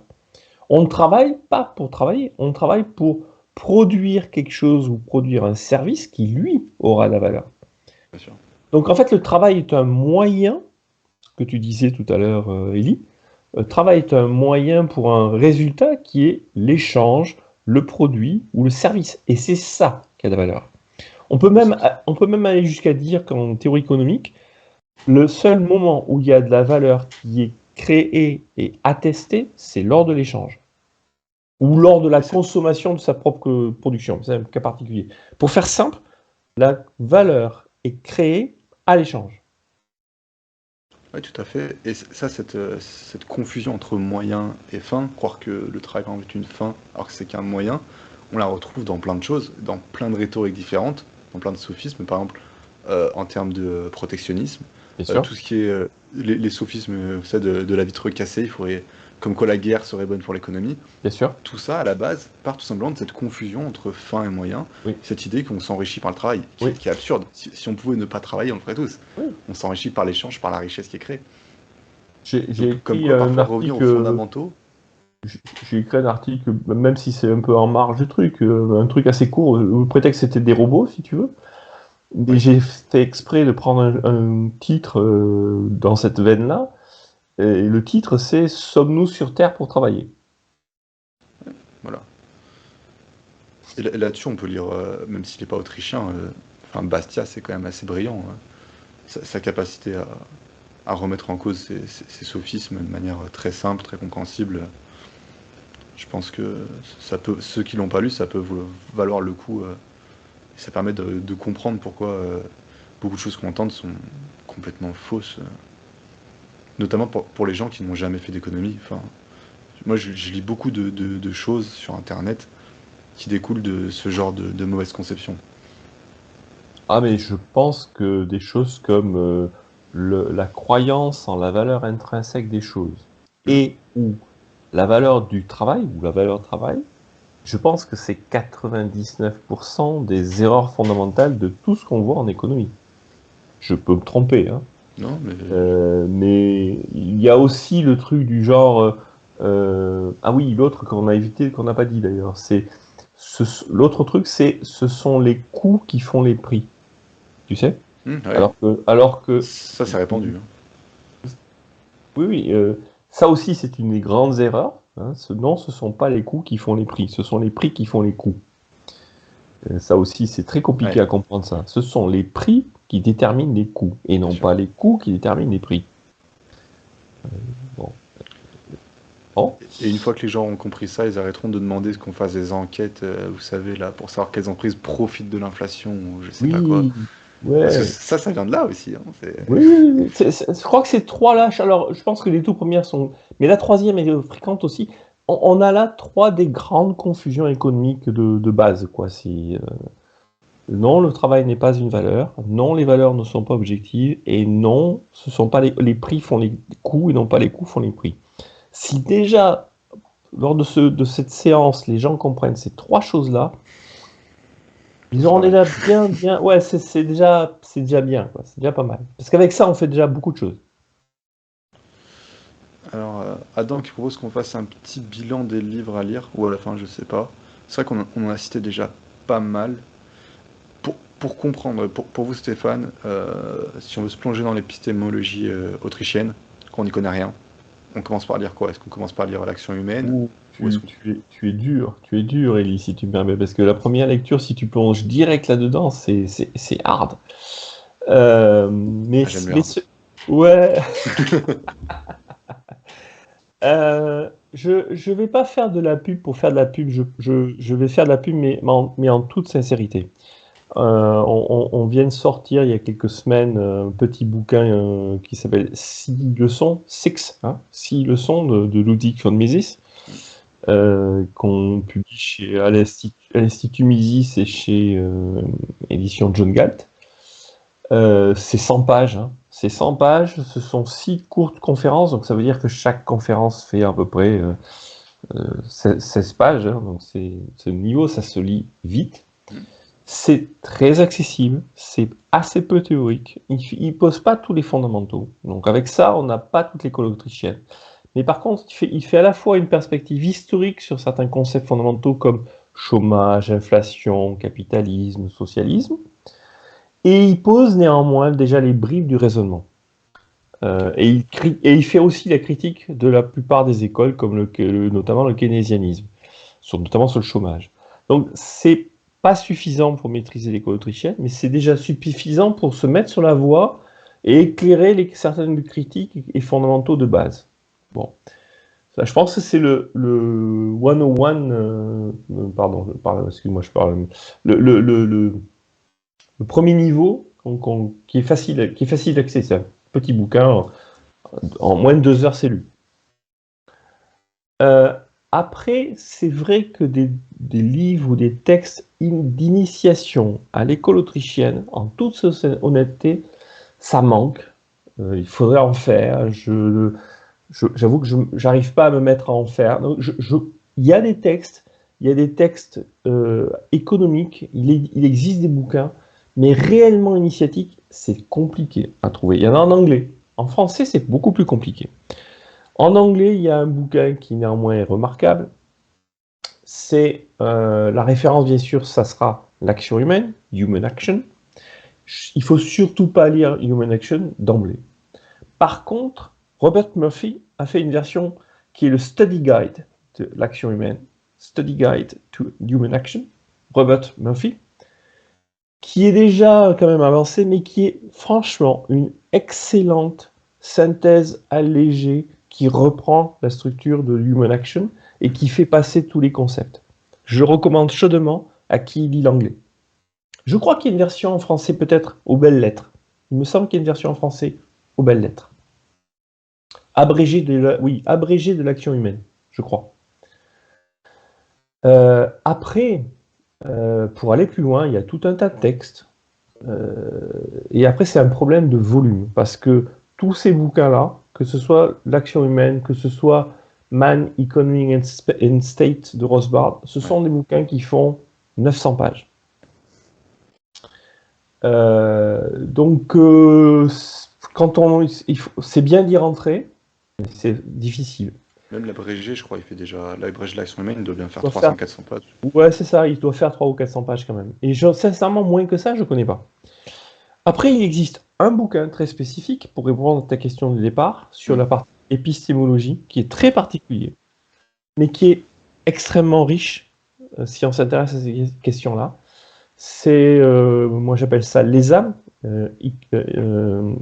Economic Science and Austrian Method, que j'ai traduit, qui s'appelle donc Sciences économiques et méthode autrichienne, qui est à l'Institut Copé, qui est sur Amazon, qui fait à peu près 80 pages, si mes souvenirs sont bons. Mais je dis tout de suite à tout le monde, c'est très riche, très intéressant, mais par contre, ça se lit lentement, parce que c'est très dense. Mais par contre, quand on a lu tout ça, le dernier, vraiment, c'est le chapitre 1 de démocratie, puisque lui, il va faire le lien avec, justement, il va repartir sur la dimension de la préférence temporelle, et il va faire le lien avec la société, avec la civilisation, qui est une autre dimension. Je pense que celui qui aura lu les 6 leçons, l'abrégé d'action humaine, les âmes de Hope, et éventuellement qui se sera intéressé à des choses comme le chapitre 1, où il y a aussi théorie histoire de Ludwig von Mises, là, quand même, avec ça, je pense que tu as à peu près tout ce qu'il faut pour l'école. Ouais, tu as tout ce qu'il faut. Moi, c'est ce que j'ai lu. J'ai lu Rothbard en plus. J'ai pas forcément lu beaucoup plus que ça. Mais pas forcément besoin d'empiler les livres. Et puis, comme on le disait, l'école autrichienne est un peu plus modeste, on va dire, dans ses conclusions. Mais ce qui fait sa force, c'est plutôt la manière dont... Enfin, comment elle y arrive. Donc, il est presque plus intéressant de... Oui. Et puis, ce qu'il faut peut-être dire pour rassurer les gens, c'est que quand j'ai parlé du bouquin de 900 pages, ou même le bouquin qui fait 300-400 pages, la partie réellement dans ces bouquins-là, qui est réellement fondamentale excuse-moi, je suis peut-être pas une bonne idée. La partie qui pose vraiment les fondamentaux de l'école elle-même est assez mince. Parce qu'une bonne partie de ces bouquins-là sont en fait des critiques des autres écoles. Ouais, tout à fait. Ce qui me rassure un peu dans le choix qu'on a fait dans cette émission, c'était pas complètement déconnant d'être parti comme ça aussi. Ah, complètement. J'ai pas le truc en tête si tu veux, mais que ce soit l'action humaine ou Man, Economy and State, j'oserais dire que 80% des bouquins c'est de la critique des autres théories. Je pense. Oui, c'est pas impossible. Je sais pas où vous en êtes le chat. Est-ce qu'on vous a paumé avec nos conseils de lecture? Est-ce que vous êtes toujours là? Est-ce que vous dormez? Est-ce que vous avez des questions? N'hésitez pas à nous dire. Nous, on est là, on est au taquet, mais il faut nous secouer un peu aussi. C'est difficile ces vidéos sur l'école autrichienne. Hein. J'en ai fait 3 ou 4 maintenant et c'est chaque fois ça. C'est difficile de mobiliser les gens. Hein. C'est vrai.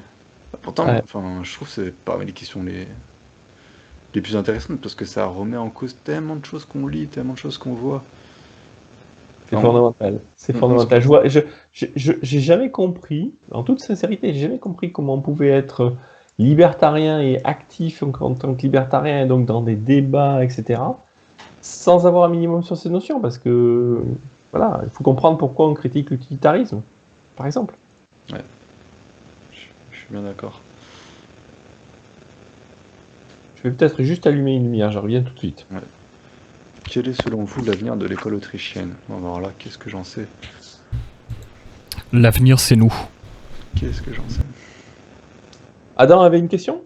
Non, c'est JS qui me demandait quel est selon nous l'avenir de l'école autrichienne. En fait, je me suis pas sûr d'interpréter correctement la question. C'est est-ce que on peut s'attendre à un bel avenir pour elle ou qu'est-ce qu'il faudrait imaginer pour faire connaître les idées de l'école autrichienne ou...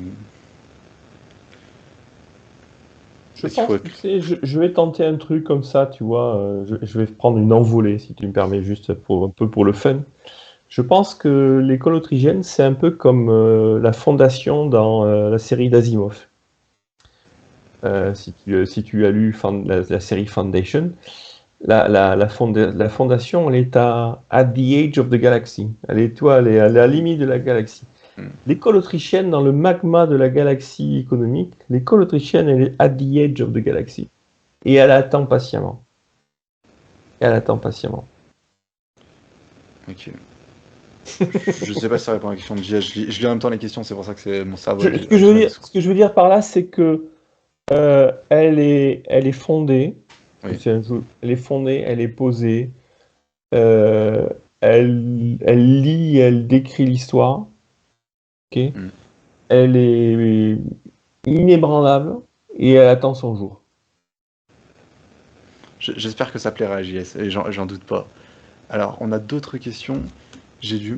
Ouais, donc je pense que c'est la même question en fait. J'ai du mal à comprendre comment le prix conditionne les coûts. Ça paraît contre-intuitif. Il s'imagine que c'est plutôt les coûts qui conditionnent les prix. Bien sûr que c'est On applique contre-intuitif. une marge. Bien sûr que c'est contre-intuitif. Et pourtant, c'est la réalité. On est nombreux à être dans des boîtes qui calculent leur prix en disant voilà, je regarde mes coûts, je rajoute une marge et ça fait mon prix. Il y a énormément de boîtes qui font ça. Sauf qu'on oublie toujours que le prix auquel on tente de vendre son produit est un prix. Et comme tous les prix, il est face à la concurrence des autres prix. Et quand ce prix auquel on affiche notre produit, qu'on a pensé, calculé ou estimé en fonction des coûts auxquels on a ajouté une marge, ce prix pour que ton produit, quel qu'il soit vendu, il doit être concurrentiel. S'il n'est pas concurrentiel, on sera obligé de le baisser. Ou on ne fera pas la vente. La vente ne se fera pas, donc ce n'est pas un prix. Si la vente se fait, tant mieux. Si on veut être concurrentiel parce qu'on n'est pas concurrentiel, on est obligé de baisser le prix. Et donc, c'est le prix du marché qui nous contraint à baisser les prix et donc à baisser les coûts. Si je peux me permettre peut-être de reformuler, je pense que la manière la plus simple de le comprendre, c'est de raisonner par l'absurde.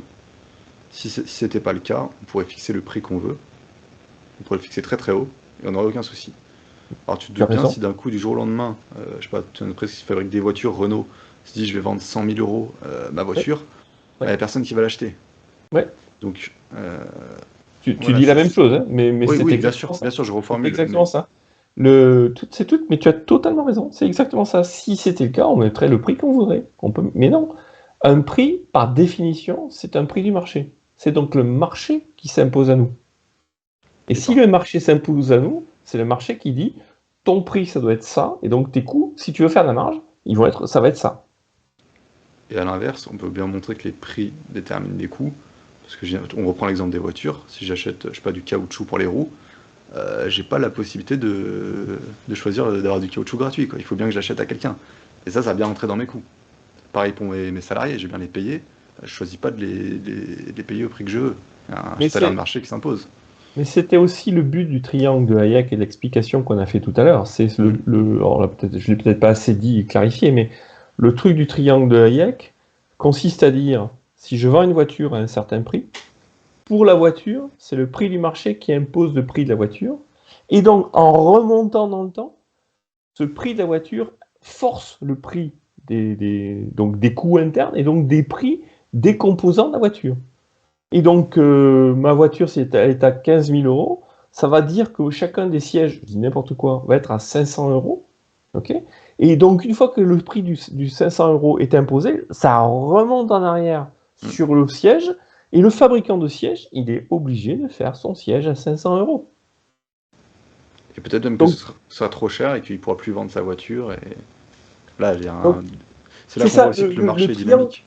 Le triangle de Hayek et la théorie de la production, c'est ça. C'est le prix du marché se répercute sur les coûts en arrière. C'est-à-dire le marché impose les prix, le marché impose les coûts, très clairement, et jusqu'à la matière première, en remontant que je me l'ai fait tout à l'heure. Et non pas l'inverse. Alors, on a à nouveau une question, et je crois, tel que j'interprète, que c'est-à-dire qu'on n'a pas été clair, parce que je crois comprendre que du coup, on n'a pas compris. Ce serait PCF Dead qui nous dit, ce serait plus précis de dire que c'est la marge qui détermine le prix. Non. Point d'interrogation. Non. Donc non. Non, elle joue évidemment. Mais un prix c'est des coûts et une marge. Il faut qu'il y ait les deux. Tu ne fais pas ta marge juste. Bien sûr que si tu choisis tu as la marge, par définition, une variable d'ajustement. Bien sûr. Mais en supposant que tu veux faire une marge, parce que la marge, c'est au bout du compte ce que tu mets dans ta poche, ok. Si tu ne peux pas bouger ta marge pour cette raison-là, la seule chose sur laquelle tu peux jouer, c'est tes coûts. Et donc, le prix t'impose une marge et des coûts. Mais ce n'est pas la marge et les coûts qui imposent le prix. Non, c'est dans l'autre sens. Toute l'histoire qu'on a fait tout à l'heure avec le triangle de Hayek, c'est ça que ça voulait dire. Hein. C'est on part du marché et on remonte jusqu'aux matières premières. Est-ce que c'est plus clair ou est-ce qu'il faut peut-être qu'on trouve un autre moyen de reformuler PCF Dead? Possible, hein, mais tu vois, ça montre bien ce qu'on disait tout à l'heure. Ça fait partie des trois grandes. Il y en a peut-être d'autres, hein, mais ça fait partie des grandes difficultés à truc qui rechamboulent tous les concepts qu'on a en tête. Mais ça, je peux comprendre parce que les gens, comme vous l'avez dit, entreprises, ils ont tous vu le truc. On essaie de mettre plus de 20% de marge. On se pose pas trop de questions. Et après, on s'étonne de ne pas pouvoir vendre son truc. Ouais, et c'est vrai que ça, c'est un point qu'on n'a pas abordé, c'est comment l'école autrichienne peut aider les entrepreneurs. Bon, c'est pareil, ce sera peut-être l'objet d'une autre émission. Oui, je pense, oui. Mais clairement, il y a tout un pan sur ce point-là. Effectivement, plus les entrepreneurs auront les idées claires sur les concepts économiques, plus ils seront performants. C'est tout à fait clair. Alors, je crois qu'on a une autre question. En tant que photographe, les clients sont prêts à mettre... Ok, j'ai pas eu le temps de tout lire maintenant, mais... Alors, en gros, en tant que photographe, les clients sont prêts à mettre tant, pas suffisant pour moi, donc je cherche à réduire mes coûts derrière, appareil moins cher, abonnement logiciel, etc. Par exemple, oui, tu vas aussi chercher à augmenter ta valeur de manière à augmenter tes prix, aussi. Tu joues sur plusieurs choses, tu vas chercher à vendre des choses que les gens sont prêts à acheter plus cher, bien évidemment.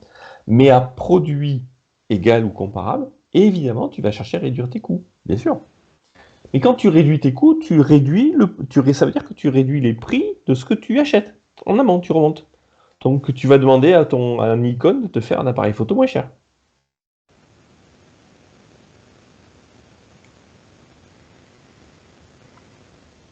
Mais c'est très bien, il est très bien ton exemple. D'autres questions, le chat, sur ce sujet ou d'autres qu'on a pu aborder?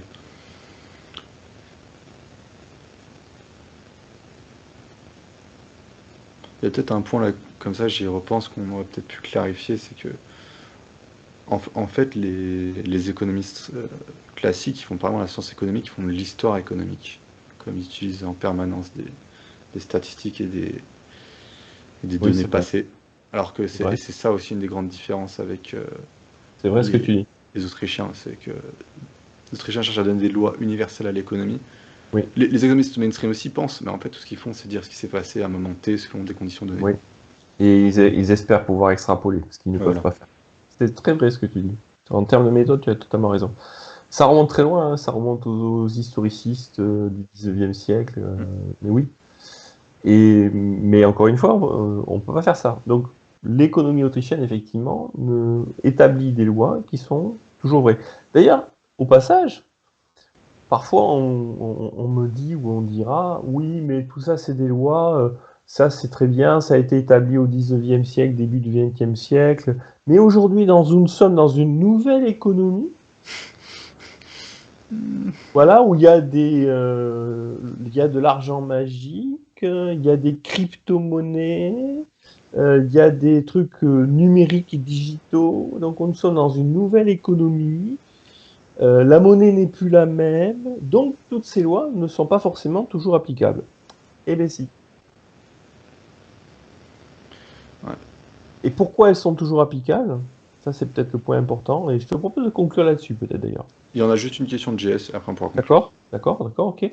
Mais sinon, ma proposition, c'est de dire, en fait, ces lois sont toujours applicables parce que dans tout ce qu'on a dit, on n'a jamais pris la moindre hypothèse qui est conjoncturelle. Oui. On a pris des hypothèses qui ne sont conjoncturelles qu'à hauteur de façon dont fonctionnaient des hommes.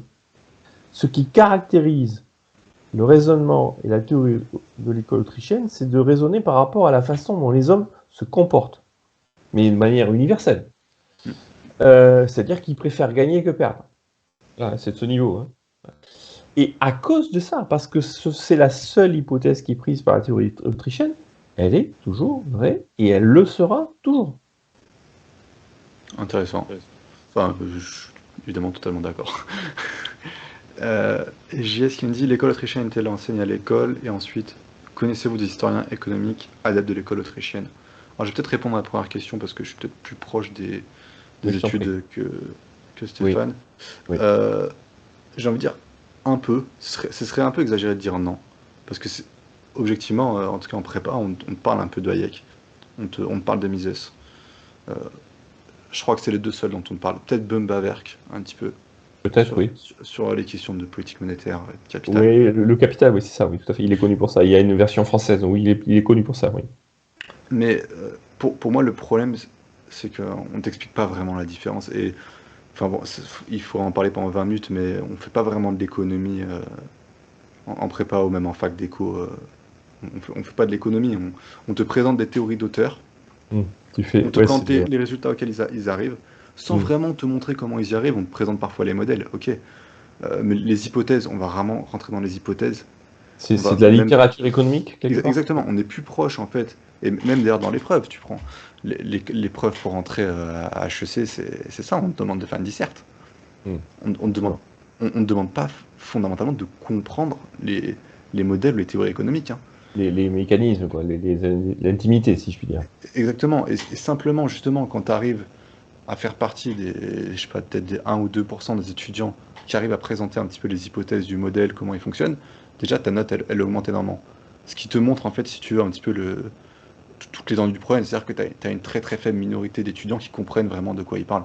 Les autres, et c'est normal, hein, je le sais, j'en ai fait partie il n'y a pas si longtemps que ça, on te donne une telle masse d'informations, quand tu en prépa, et c'est à peu près pareil en fac dans une moindre mesure, que ce qu'on te demande, c'est de retenir. Tu t'apprends par cœur, t'es un bœuf en fait, t'es un âne, on te demande de retenir des trucs, et tu recraches, et tu réfléchis pas, tu comprends pas. Et donc, ok, oui, on te parle d'Hayek pour répondre à ta question, oui, on va te parler un peu de Mises, mais tu vas pas rentrer dans l'épistémologie, tu vas pas te poser de questions, et tu vas pas comprendre en quoi elle est vraiment différente des autres. Donc voilà ce que je réponds. Ouais. Et tu as probablement raison. Enfin, en tout cas, moi, c'est comme ça que j'ai perçu subjectivement la chose, mais je pense que pour au moins les étudiants de prépa, c'est quand même très très souvent la même chose. Et l'autre question qu'il avait, c'était sur l'histoire. Pardon ? Sur les historiens. Ah oui, voilà. Connaissez-vous des historiens économiques adeptes de l'école autrichienne ? Oui, la réponse est oui. Pas bon. Bah oui. Il y a un excellent bouquin qui est typiquement un exercice. Alors il n'y en a pas beaucoup, hein. Enfin en tout cas j'en connais pas beaucoup, mais il y a au moins 2 bouquins, et un notamment récent. Le premier c'est Mises lui-même qui a fait un bouquin qui est remarquable, qui est pas une priorité de lecture, mais si vous pouvez le lire, c'est vraiment très bien fait, c'est Théorie et Histoire, qui fait justement le lien et qui se sert de ça pour faire des trucs sur des études pas de manière systématique, mais il prend des exemples pour illustrer son propos. Et sinon, il y a un bouquin qui est dédié à ça, qui s'appelle Une brève histoire de l'homme, de Hope, qu'on a traduit il y a 2 ans, je crois, un truc comme ça, où il prend des choses, y compris dans de l'archéologie, l'histoire de la préhistoire, etc., selon une démarche praxéologique. Et même de manière générale, dans ces bouquins, elle a quand même souvent tendance à venir illustrer avec des exemples historiques, à défaut de vraiment faire forcément de l'histoire économique. Mais C'est vrai, mais ce bouquin-là, par contre, est dédié à ça. Si tu veux. ouais, oui, Il y a- voilà, le premier chapitre, tu remontes au temps préhistorique et tu essaies de comprendre comment l'homme a pu... Qu'est-ce qui a fait que l'homme a réussi à sortir du piège malthusien. Ouais. Le sujet, c'est ça. Et il remonte l'histoire en regardant l'histoire, mais d'un point de vue praxéologique. voilà. Je pense que du coup, on a répondu à toutes les questions. On avait dit qu'on concluait là-dessus. Alors, si vous avez une super question, posez-la maintenant pour nous faire changer d'avis. N'hésitez pas, mais soyez rapide, vif comme l'éclair. Et sinon, bah. Sinon, je redis ce que j'ai dit. L'école autrichienne, pour moi, c'est bien parce que ça, c'est vrai, ça sera toujours vrai, parce que c'est une théorie qui s'appuie sur... Souvent, on nous dit, enfin moi, on me dit parfois, ouais, mais tout ça, ça tient pas compte de la nature humaine. Eh bien, si, justement. Justement. C'est pas très pertinent quand même comme remarque. Voilà, c'est justement tout l'inverse. C'est la théorie économique qui, justement, prend compte de la réalité de la nature humaine. Et en vrai, moi je pense que c'est pour ça, c'est parce que les gens confondent avec l'école néoclassique. Ils vont te dire c'est le mot economicus ou je sais pas quoi. Peut-être, oui. Franchement, j'en suis un peu convaincu parce que très souvent c'est ça. Hein. De toute façon, les gens ne comprennent pas ce que c'est que le libéralisme, donc ils n'ont aucune idée des différentes Non. branches, on va dire. Mais, enfin bon, moi ce qui me désole, c'est, je te dis, c'est non. Là, on est sur un sujet qui est tout au point. C'est, nous sommes déjà pas très nombreux à comprendre le libéralisme. Nous sommes encore moins nombreux à faire la différence avec les libertariens, et donc à comprendre libérali et anarchapi. Bon. Mais quand on a fait ce chemin-là, on n'a pas embarqué avec soi les Autrichiens, malheureusement. Je crains fort qu'il y ait encore moins de gens qui aient embarqué l'école autrichienne. Malheureusement. Ouais, sûrement. Bon, eh bien, Malheureusement. écoutez C'est pas Stéphane, grave. je crois qu'on n'a plus d'autres questions. Moi, je vous dis merci pour vos éclaircissements, vos explications. Ouais, J'espère sincèrement que ça a plu aux personnes présentes. on verra. Ouais. Moi, j'ai trouvé ça intéressant. Hein. J'espère que le plaisir fut partagé. Oui. Ouais, je vous dis à C'est très toujours vite. intéressant de partager, d'avoir des questions, et j'ai bien aimé avoir des questions de ta part, donc pas de problème. Merci à toi en tout cas. Et merci Adam. Ouais, merci à Adam, c'est vrai, qui fait la régie, fait le travail de l'ombre. Bon, il a un peu planté le PC, mais on lui en veut pas trop, ça ira. Ça ira. Mais de rien, je me mets à l'antenne 2 secondes. Encore désolé pour le petit capotage de PC. Et merci encore Stéphane pour ton intervention, d'être venu nous expliquer ce qu'était l'école autrichienne. Et merci au chat d'avoir été là et d'avoir posé quand même quelques questions. Voilà, qui a pu faire avancer un peu le schmilblick. Voilà. Merci à tous. Donc, bonne soirée à tout le monde. On vous dit bonne soirée et surtout n'oubliez pas demain soir votre revue d'actualité comme d'habitude à 21h. Voilà. Et on y compte bien, et que le PC fonctionne. Et que le PC fonctionne. Tout à fait. Allez, bonne soirée à vous. Bonsoir. Bonne soirée.